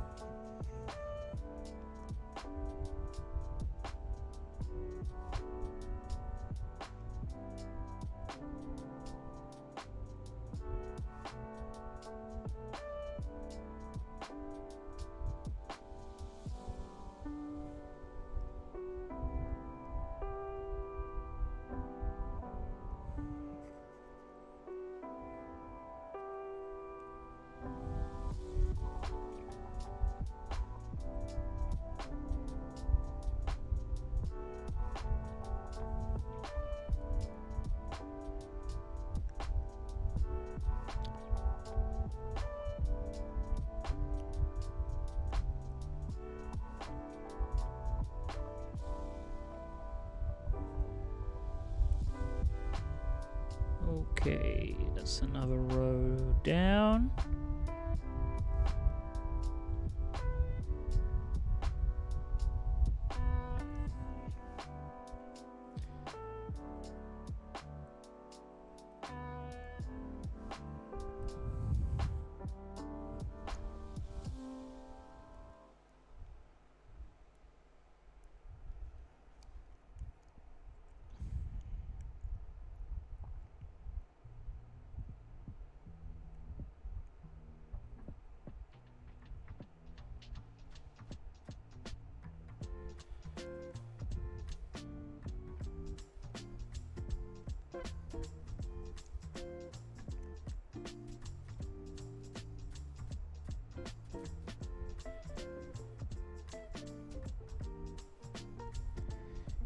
Man, this is a lot more soldering than the tofu.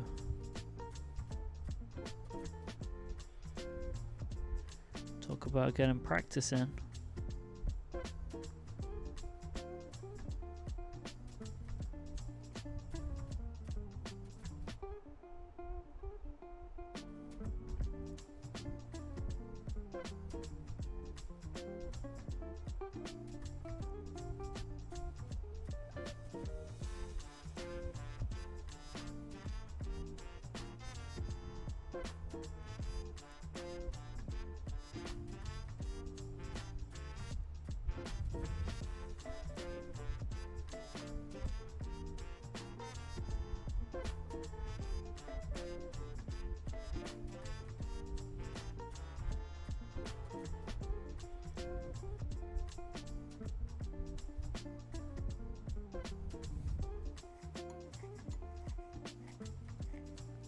Thank you, Petrus. It makes me so happy that all of you are saying that this is nice to have in the background, because that's how I feel with the streams that I watch. You know, like, one of the things that I do quite a lot is, like, you know, I use the Twitch app in picture and I'm like doing stuff on my iPad or whatever, or I'll watch a stream while I'm like doing some kind of chores or whatever. And I really like having that kind of background sound, especially if the music's good. It's like I spent a lot of time trying to choose the music that I liked for this. I need to go back and I want to add some more stuff to my playlist as well.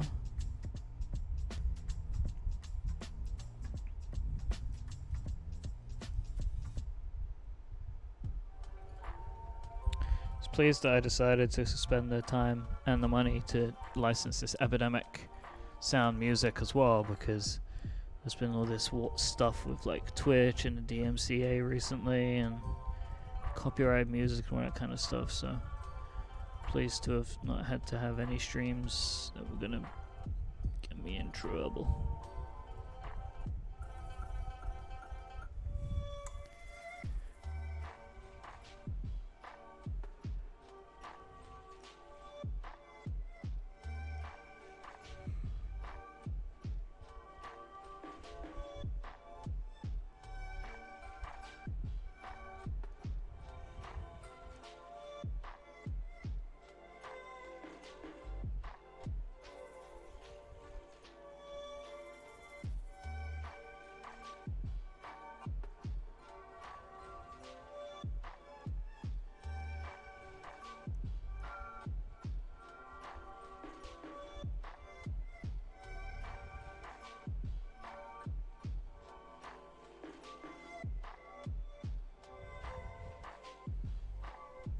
I'm getting nervous about testing this already. See if I got them all right.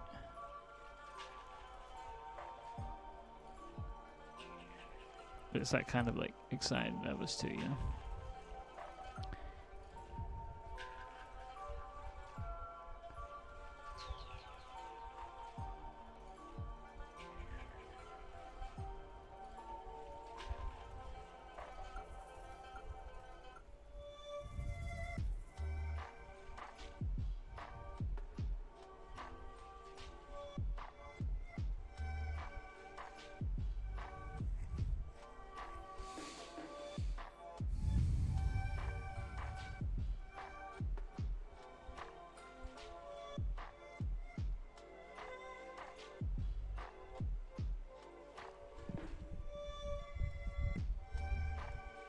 So I'll say Gimme Tokyo. It feels like a big thing, like learning to solder and just trying it out, but I would say getting over the feeling of being nervous to do it is a harder job than actually learning to do it, if that makes sense. Not that I'm saying, like, you know, if you are nervous about it, I certainly was. It's like a big hurdle to get over, but it seems, at least in my limited experience so far, like a pretty forgiving process. So, like, I think this is my 4th thing that I've sorted. Just spotted something, which is good to see. I was missing a pin. Didn't come through. Sneaky. You see that? If you can see that. I don't think you can. But it got squished down. See if we can fix that.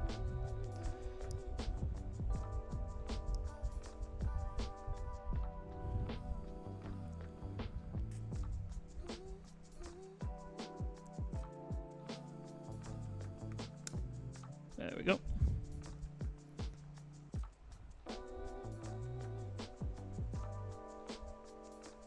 Yeah, totally.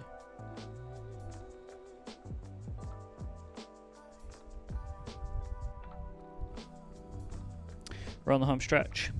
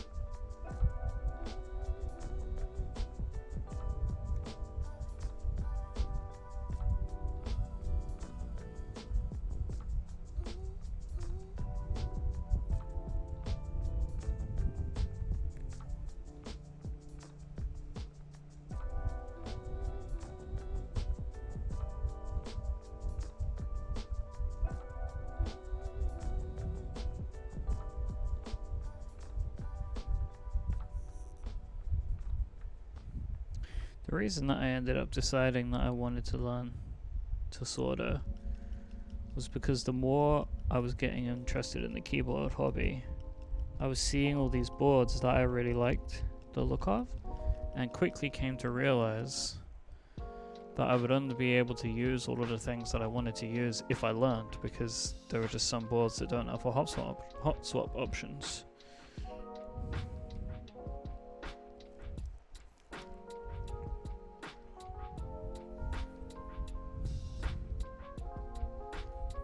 So it was kind of either learn, pay someone to do it for me every time, which seems super difficult, or not get involved in these things. And so this is what I chose, and I'm happy with it. I'm very pleased that I decided to take that plunge.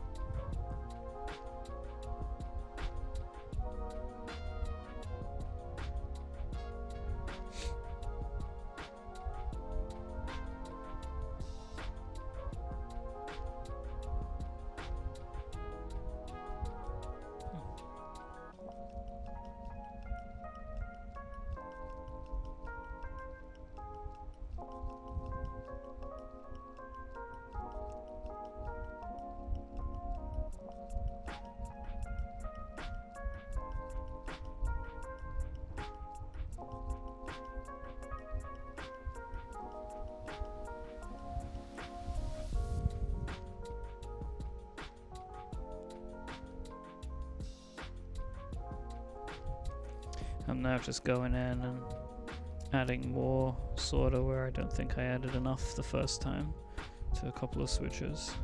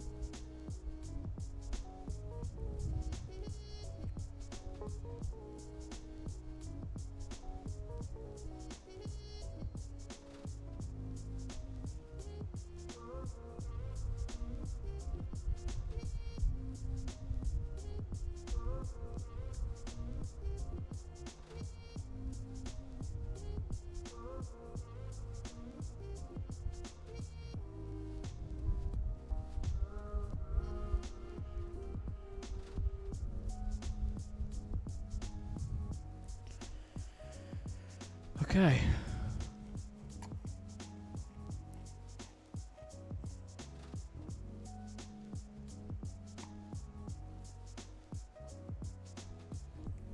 That might be it. We can hope.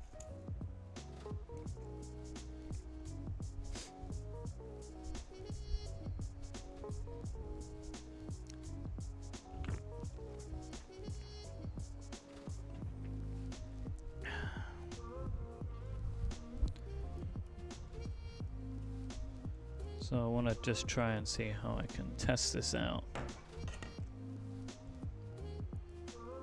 before full on assembling this.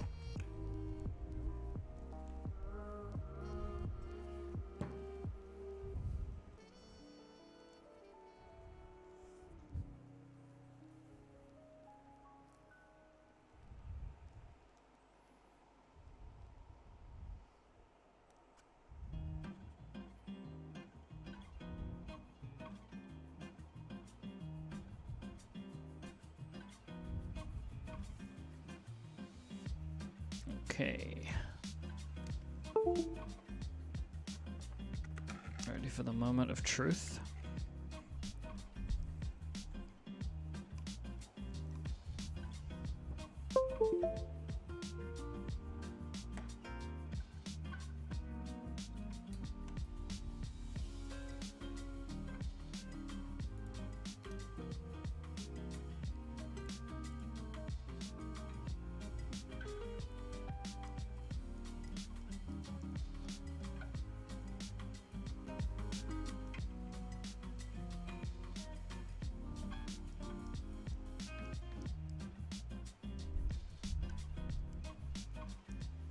There's 2 rows.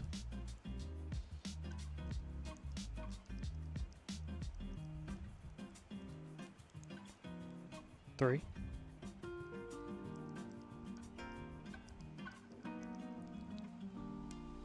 4.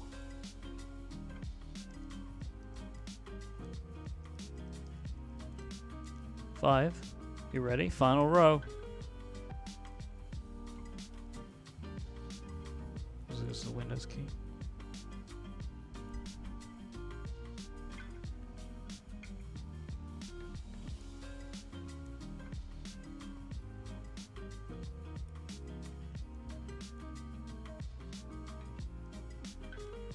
Oh, there's one.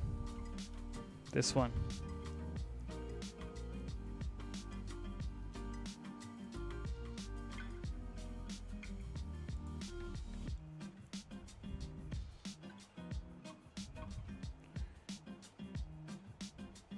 Which is the right Windows. No. I've got right Windows. Oh, is it because it's function? Is it the function key? How do you test the function key then, I guess?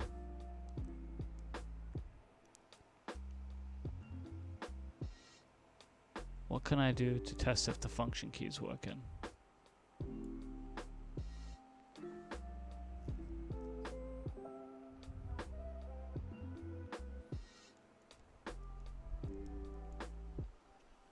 Which key though?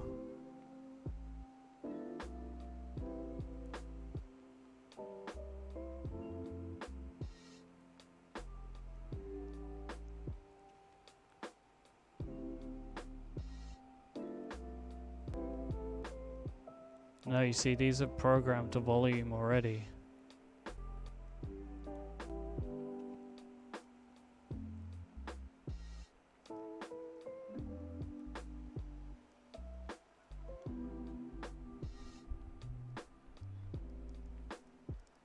It's not doing anything.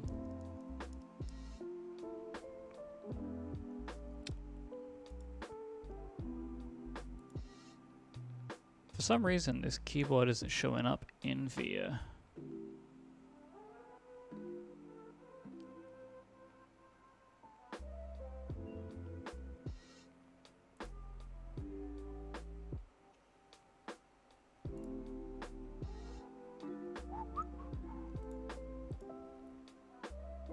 Import the file I just sent you. Okay.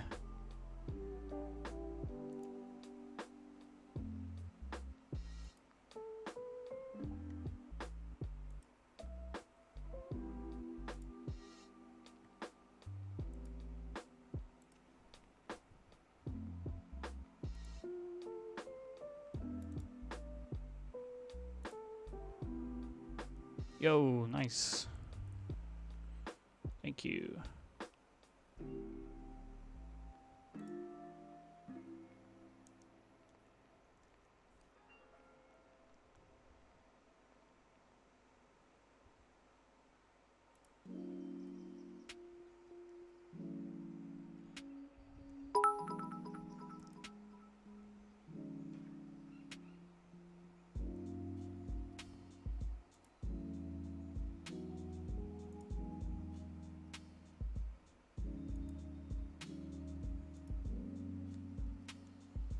Whoops.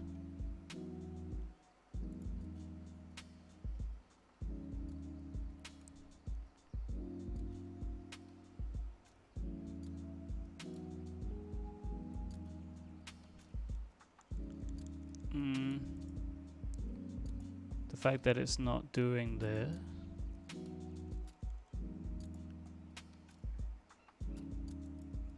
I'm gonna go ahead and think that this might not have worked. Yeah, I've done that and now it's the wrong one.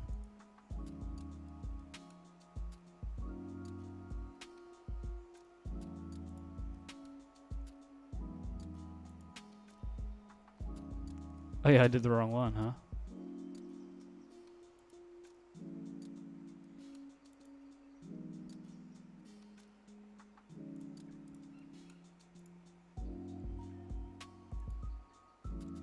Yep, it works. It was just mapped. It was just mapped. Now I need to remember what to map it to, so MO1, right?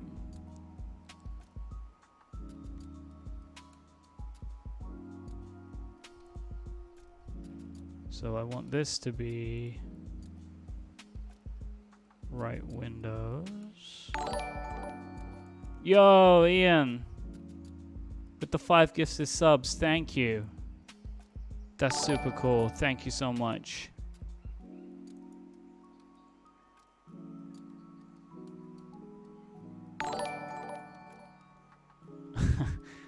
That's super cool. Thank you.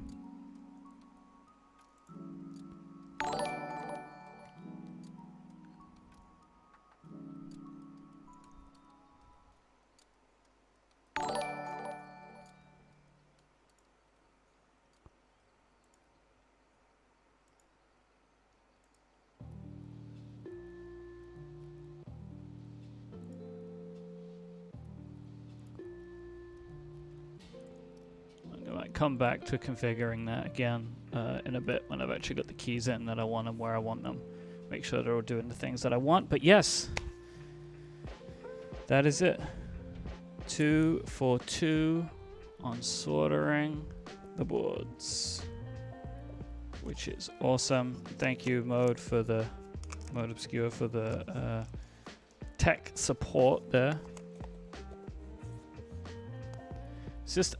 It's like I knew that would be a thing, but I'm just not completely confident in myself right now to assume that I got a perfect sorter job, you know?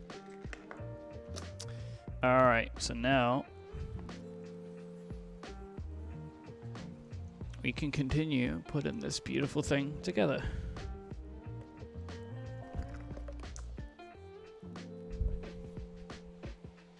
Okay.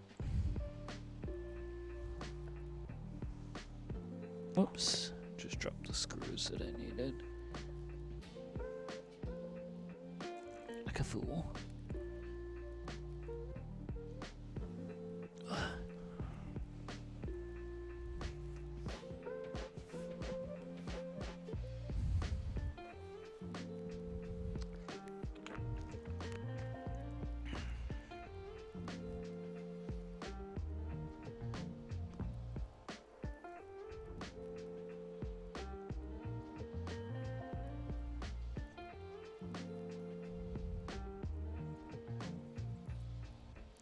Thank you so much, everybody.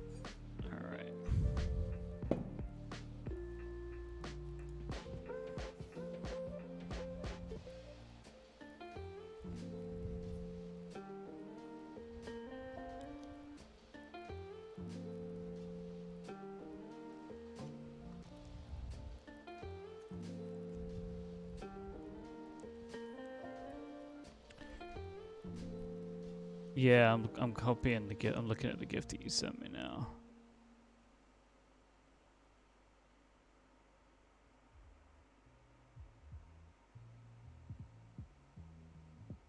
But I already attached the daughter board. Ah, see, I should do that. I just attach it and do it again. Cool. I see.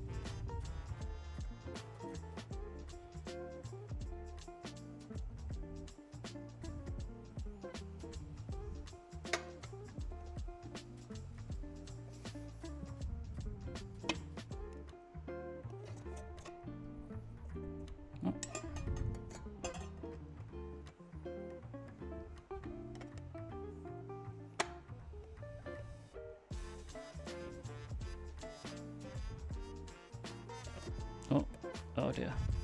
That messes something up here.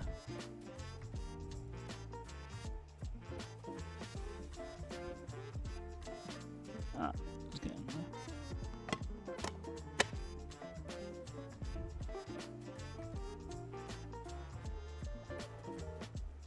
Nope. Hold on.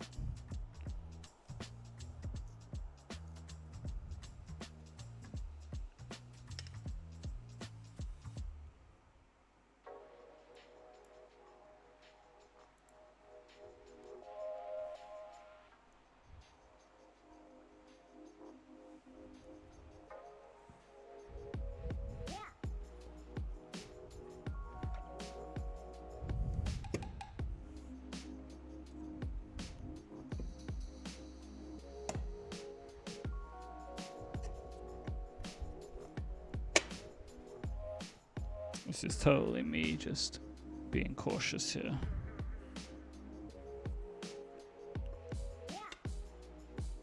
Oh, I see what it was, I think. Was that it?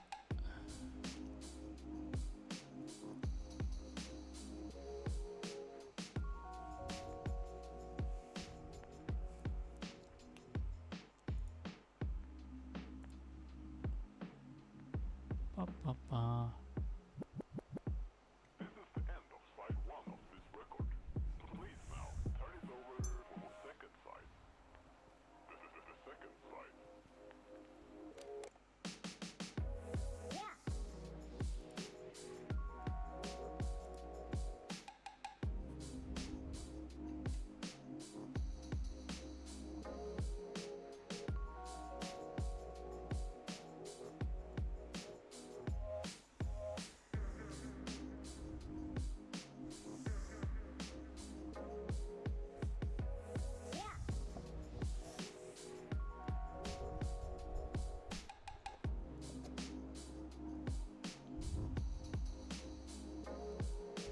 Give me 1 second. I'm just gonna make sure I've got this sitting in right.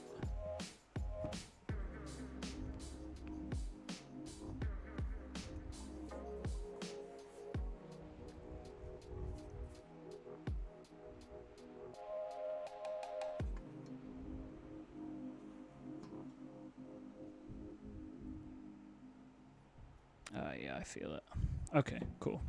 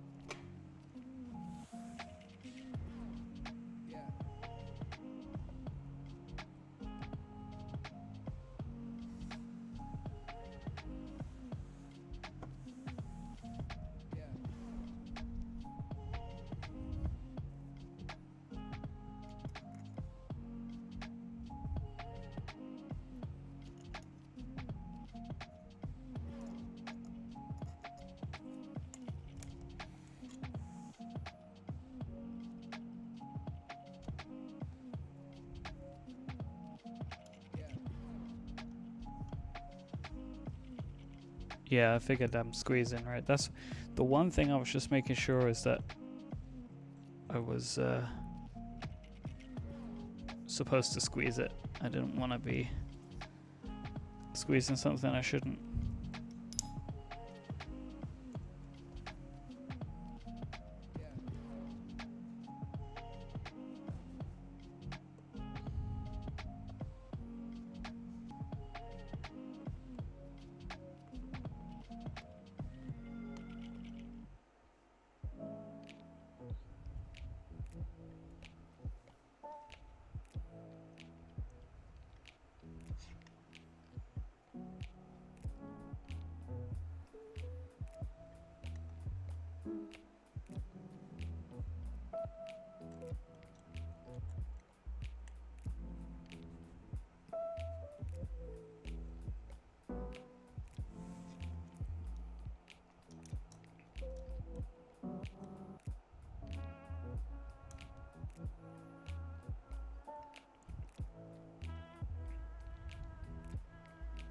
Okay.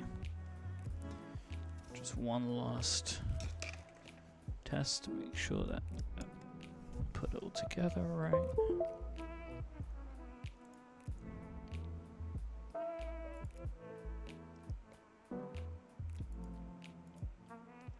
Yep.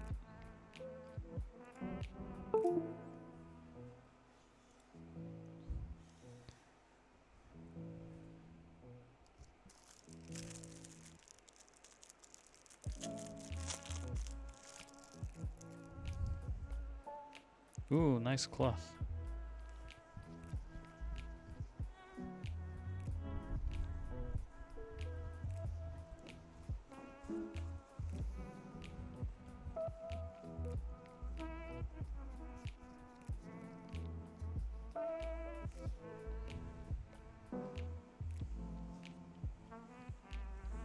Yeah, you get to see me in multiple places now. We put the feet on.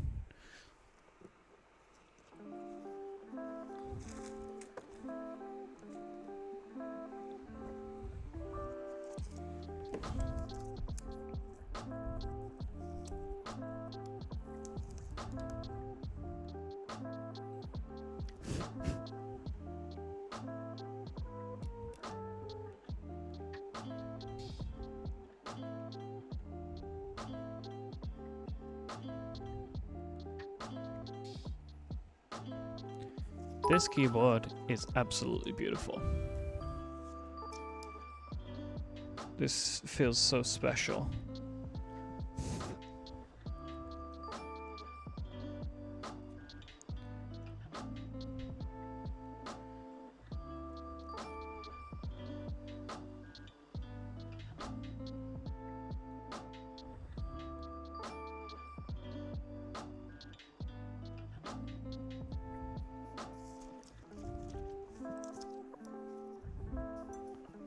Look at that.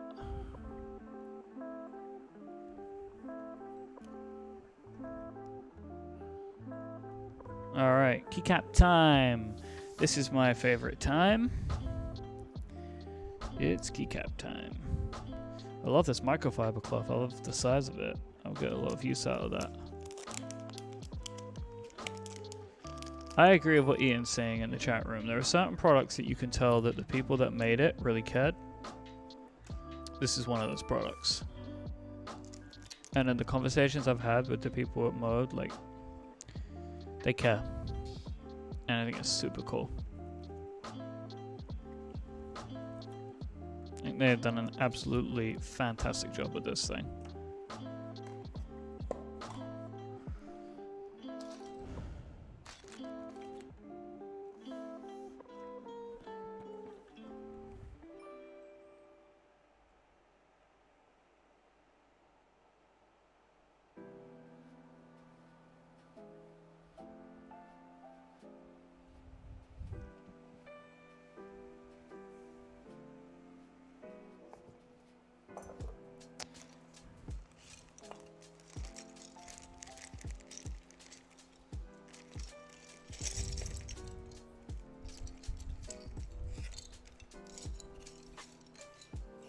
This is the escape key I want to use.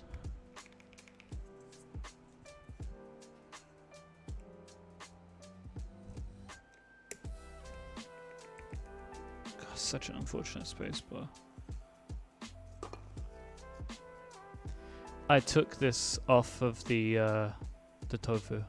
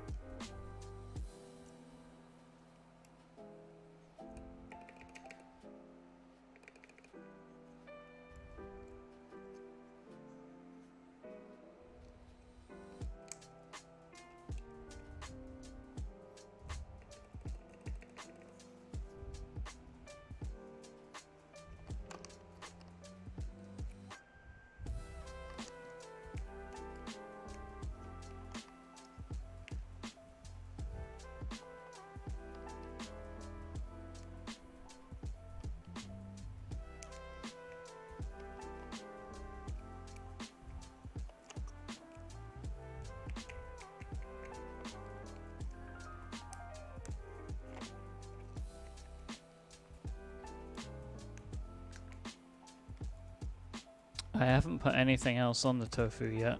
It's looking like this. Because I just did this today.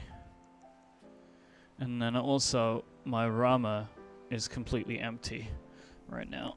Because I took the switches out of that to put on here. Which is funny. So probably maybe next week I'm going to do a stream to rectify some of these situations.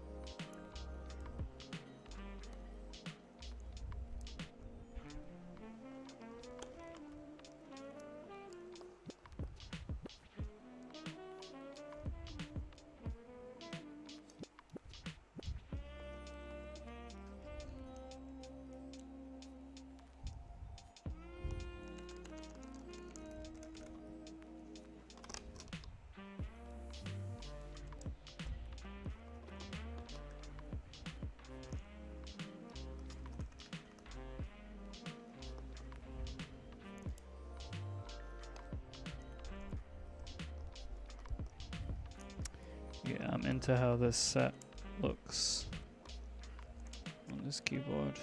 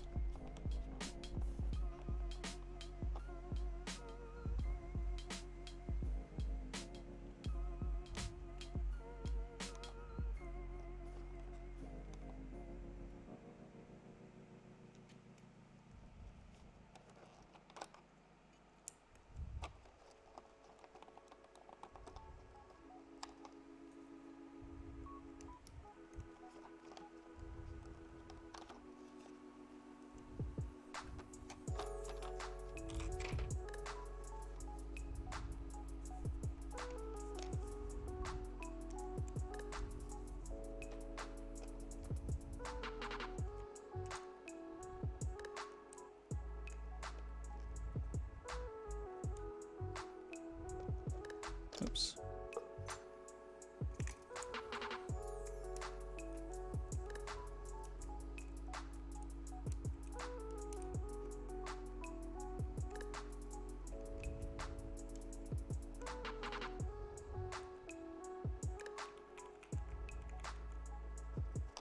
This is stepped caps lock, if anyone was wondering, because it has a step.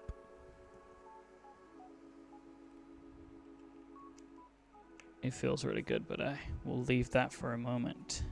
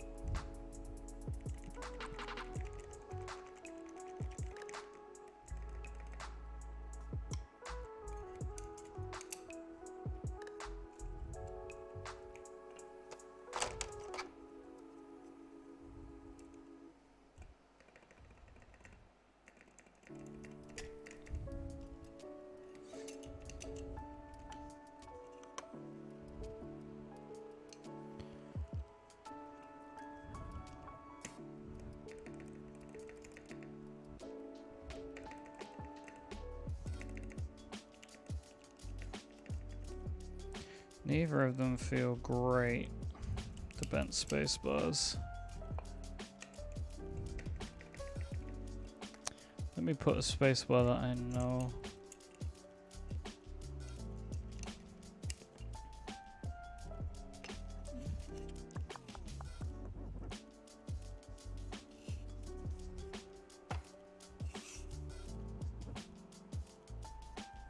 Between the two, the all black one is definitely the straighter of the two.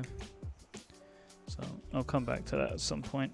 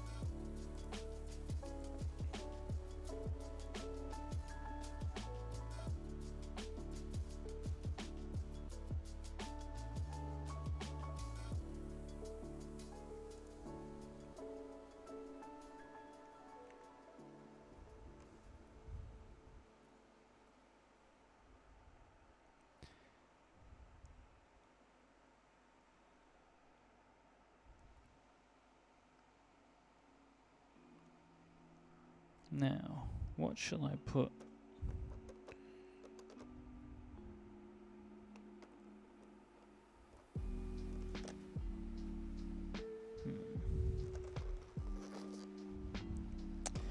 Because these keys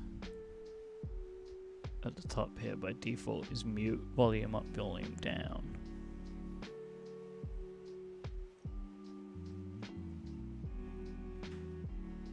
So I am trying to work out which keys to actually put there. I could just put some blank ones.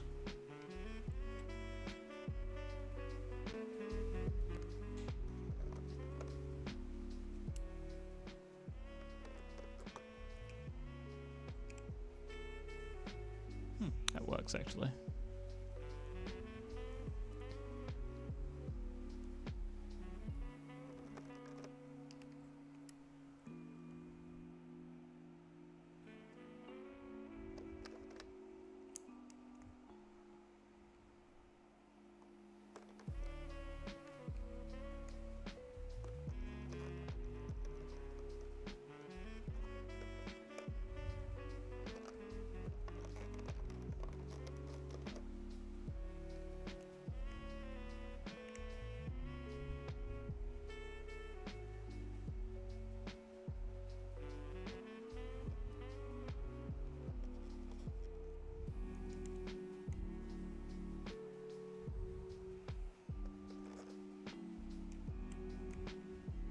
There we go.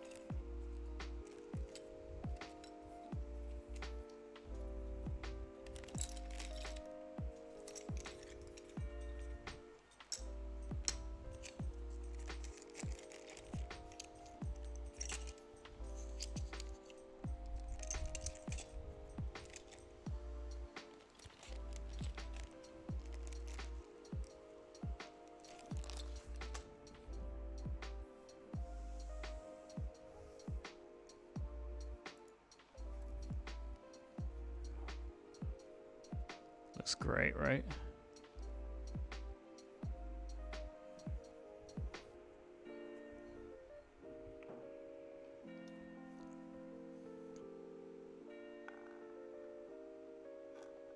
I'm into that.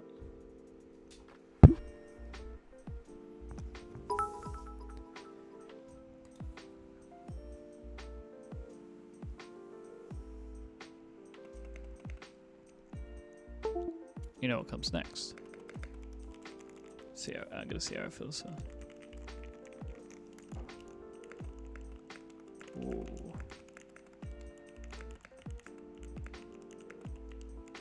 All right.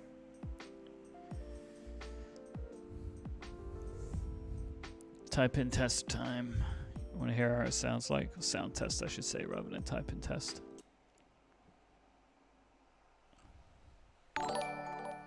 Whoops, sorry. Mac, thank you so much for the tier 1 sub.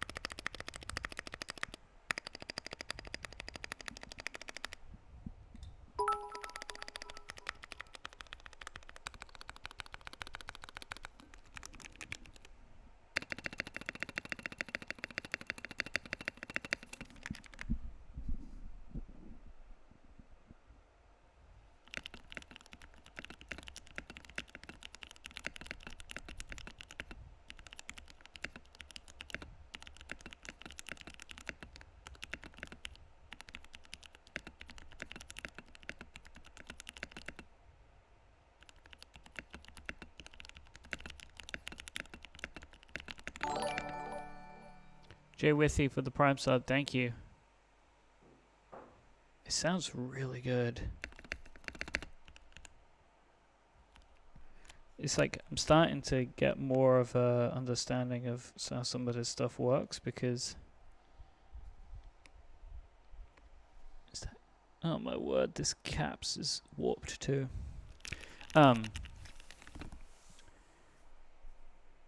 This sounds so different to my Rama board. with the same switches in it. And I think that's super interesting.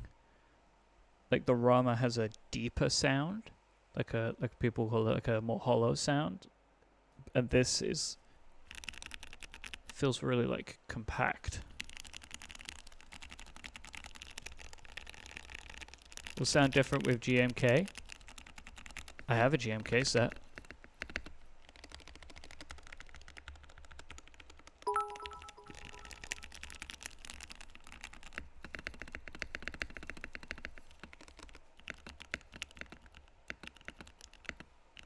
Unfortunately, for sound, I can't compare this and the Rama right now because the Rama is empty. It has no switches in it. Well, I guess I could throw some switches in it.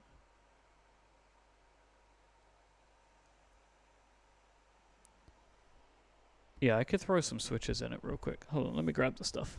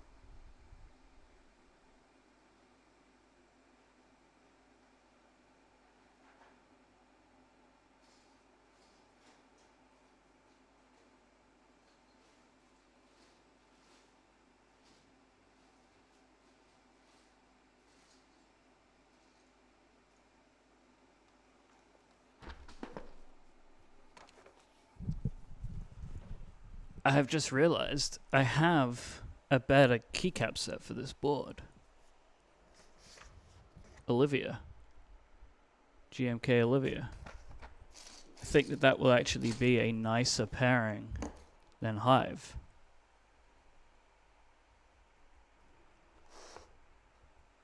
So, settle in everyone, we're going back to disassembling for the keycaps. I genuinely think that will be a nicer... I completely forgotten about it. That was so silly of me. It's actually just a better pairing for this board. So... That's it, Ian. Music on, let's do this. Because I'll be honest as well, I finished the build faster than I thought I was going to today.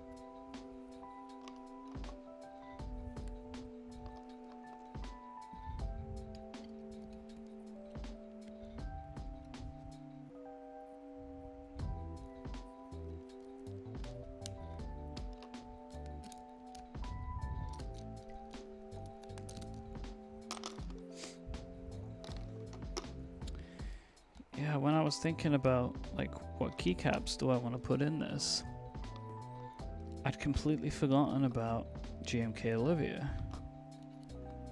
And I think that it's actually going to look even better. Because I'd had that in my Rama board before, but then swapped it out for GMK Camping. And I'd stored Olivia away.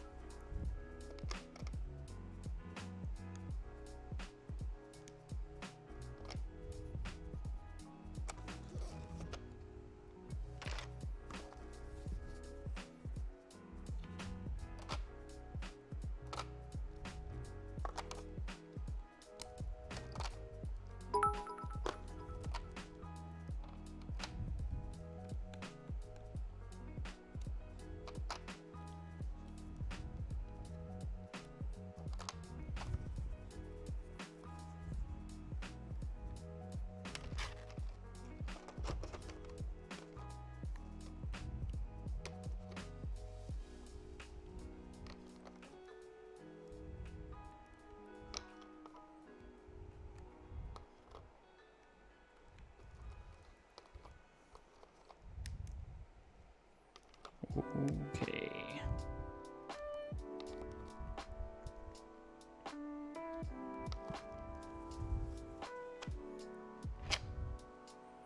Yeah, let me go update the Nightbot with the new keycaps.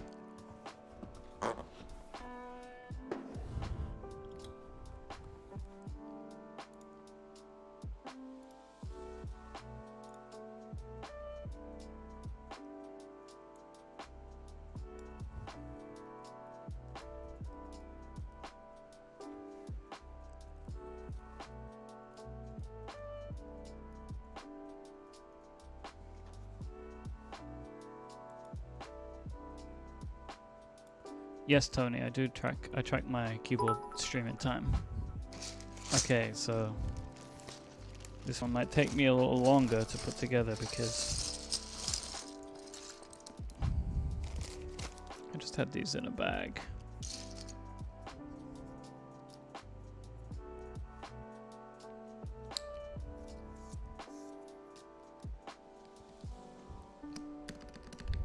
That's it.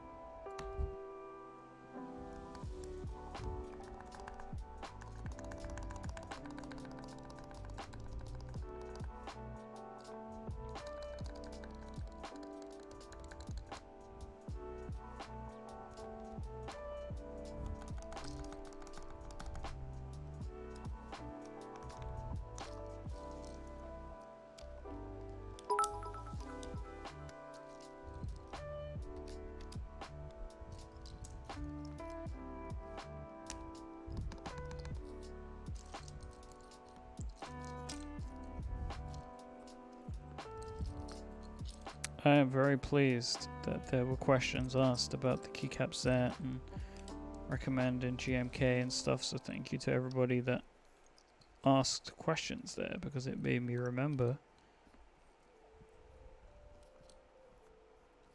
that I had an even better pairing.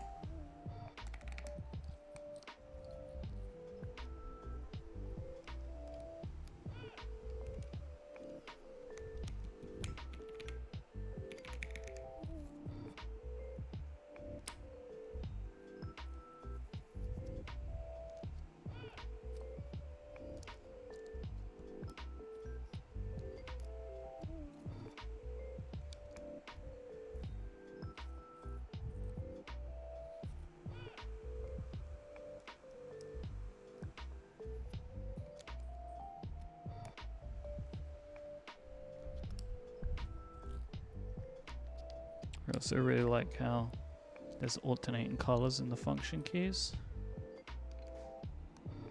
I think that looks super nice.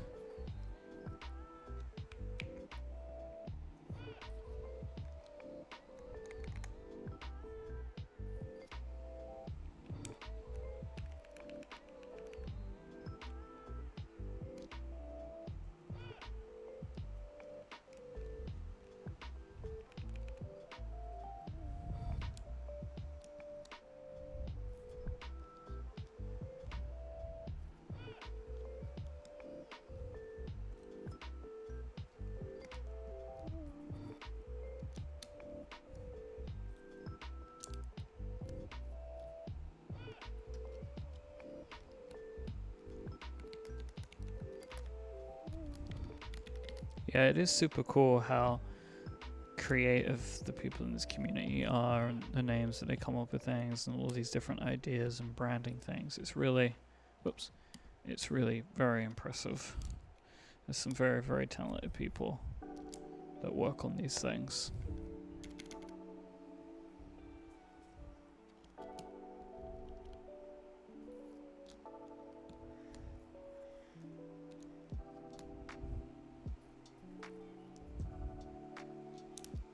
my god, this looks so good.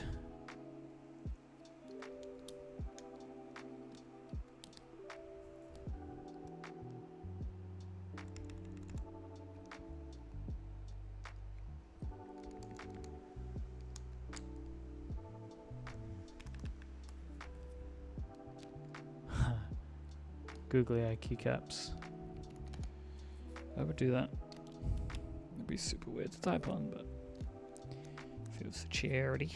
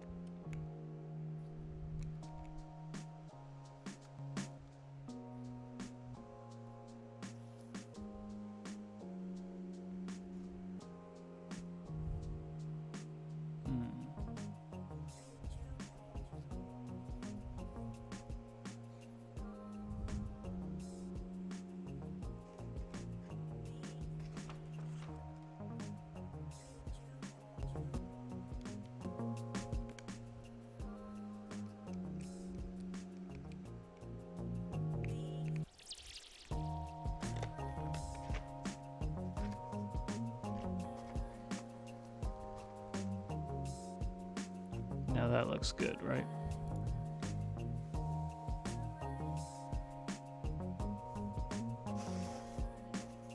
How about that?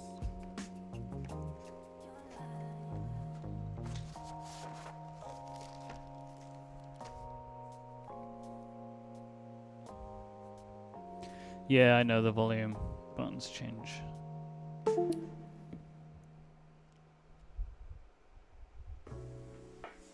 Let me just turn it down a bit. It's too loud now.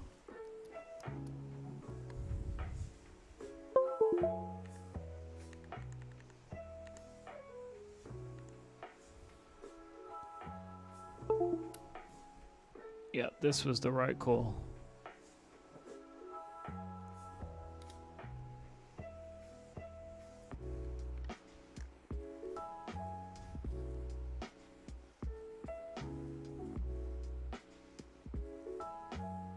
Very good. Shall we do a revised typing sound?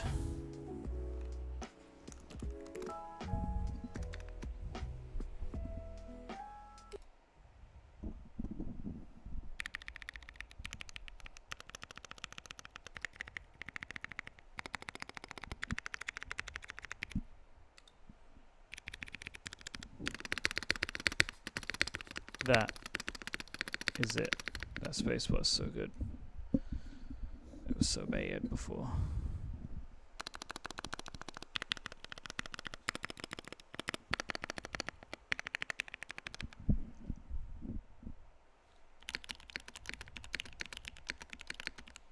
Oh, that's nice.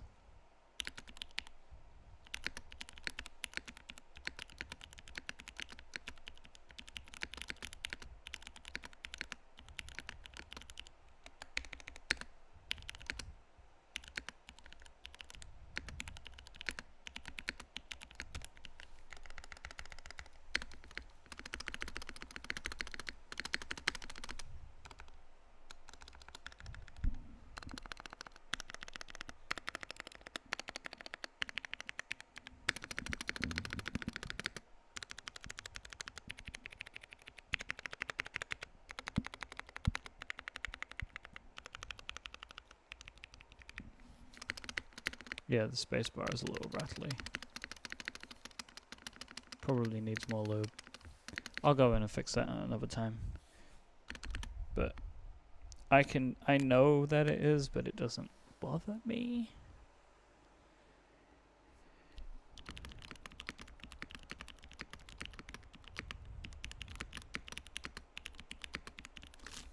How great. Oh my word.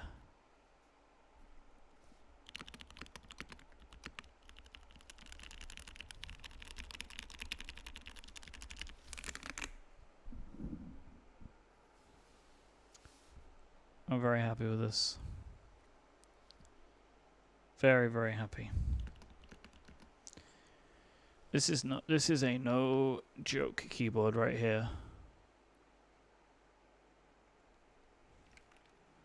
Thank you, Epsilon. That's a great tip. I will check that video out.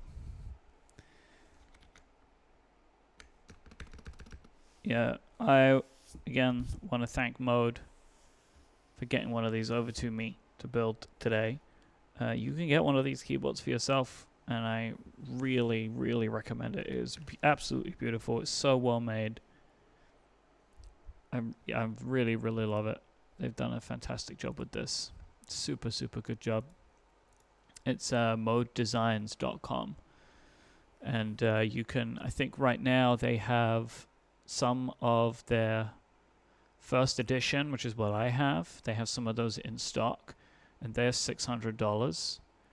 And then they're also doing a pre-order for a bunch of colors in the 80 as well. I want to show you those before we end the stream today. The pre-order is a really good deal, I think. You know, the in-stock models, it's they're a bit more expensive because they were produced in advance. They're available and shipping straight away.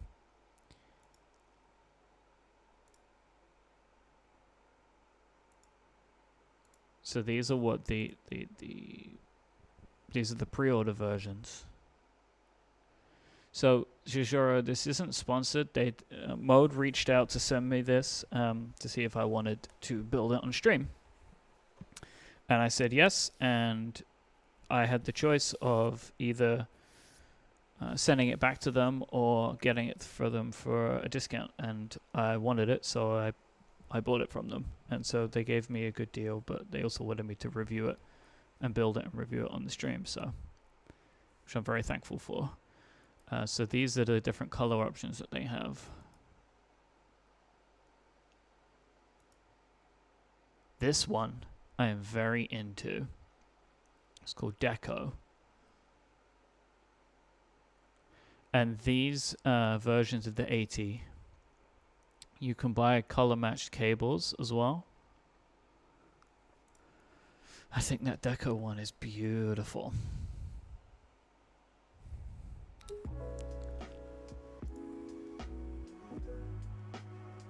So yeah, these pre-orders available now.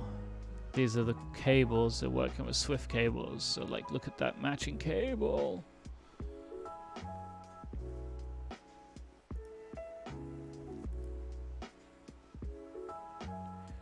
And delivering, honestly, like delivering in late January is a wild time frame. They also have a hot swap option as well, which if some of you are new to this, I would recommend that, because that means that you can just pop switches in whatever you want, try them out, and pull the switches out again as well. So yeah, this is a very special keyboard, and I'm really, really happy with it. So Brian, Alice style keyboards, these are the split ones, right? I have my eye on those. I want to try and get a Clavier one if and when they ever become available again, but I'm intrigued about that for sure. So Petrus, my understanding about hot swap is if you solder the switches in, they do have a different feel, and it is said, I don't have enough personal experience with this yet, but it is said that they feel better when it's soldered in. This is beautiful. One thing I will do before we go, because I said I would do this, is to put the Rama for comparison. So let me put a few switches in here. Unfortunately, I don't have enough loop switches to do more than just a couple of keys.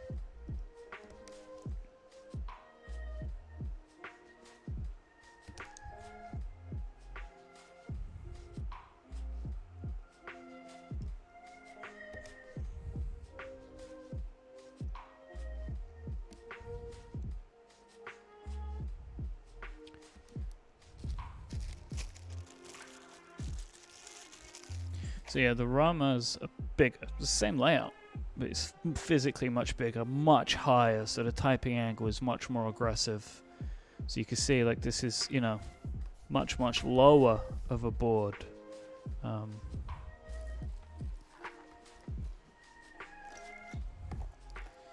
One of the reasons I wanted the dark mode was because I had the white Rama. Let me go get some keycaps for this.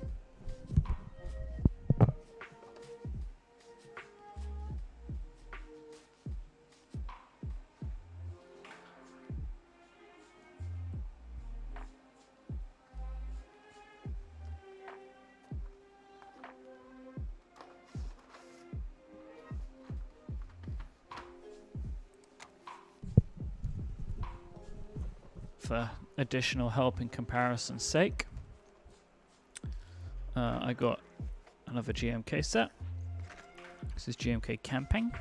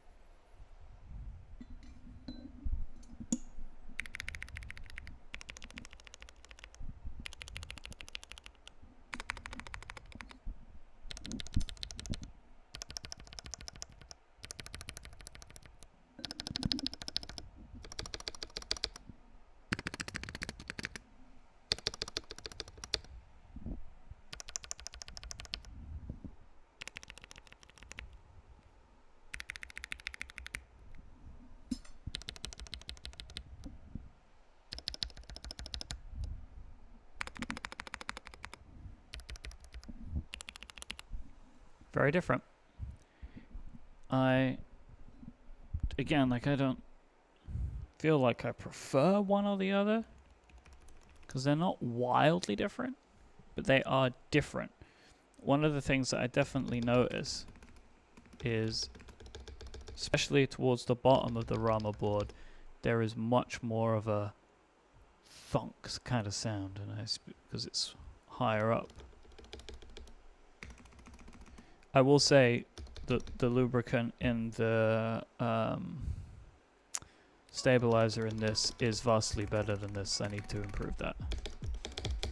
So yeah, what I'll do is some point next week we will put some new switches in this. We'll completely put keycaps back on this board, and we'll be able to do more of a comparison. So Mac, I've yet to try out a clicky switch. The most I've got is tactile, I guess. And Kiwis are my favorite tactile switch. But for today, I think that just about does it. We've been streaming for just over 3¼ hours, so massive thank you to all of you that have hung out today. It's been really awesome to have you here to help me, to be my moral support through this, and actual real support as I needed assistance. So yeah, I'm really thankful that you all decided to hang out today. And again, I'll be back doing some streaming again next week, probably over Thanksgiving period. So if you're in the States, you'll have some time. If you probably will have some time, so probably towards the end of next week. Alpine Wolf, that's very kind of you to say. Thank you. And thank you to all the follows, the subs, the gifted subs, everything. Super amazing. You're all making this a really fun time for me, so thank you so much. And we'll be back again next week. Have a wonderful weekend, and I guess look out for a bunch of pictures of this thing all over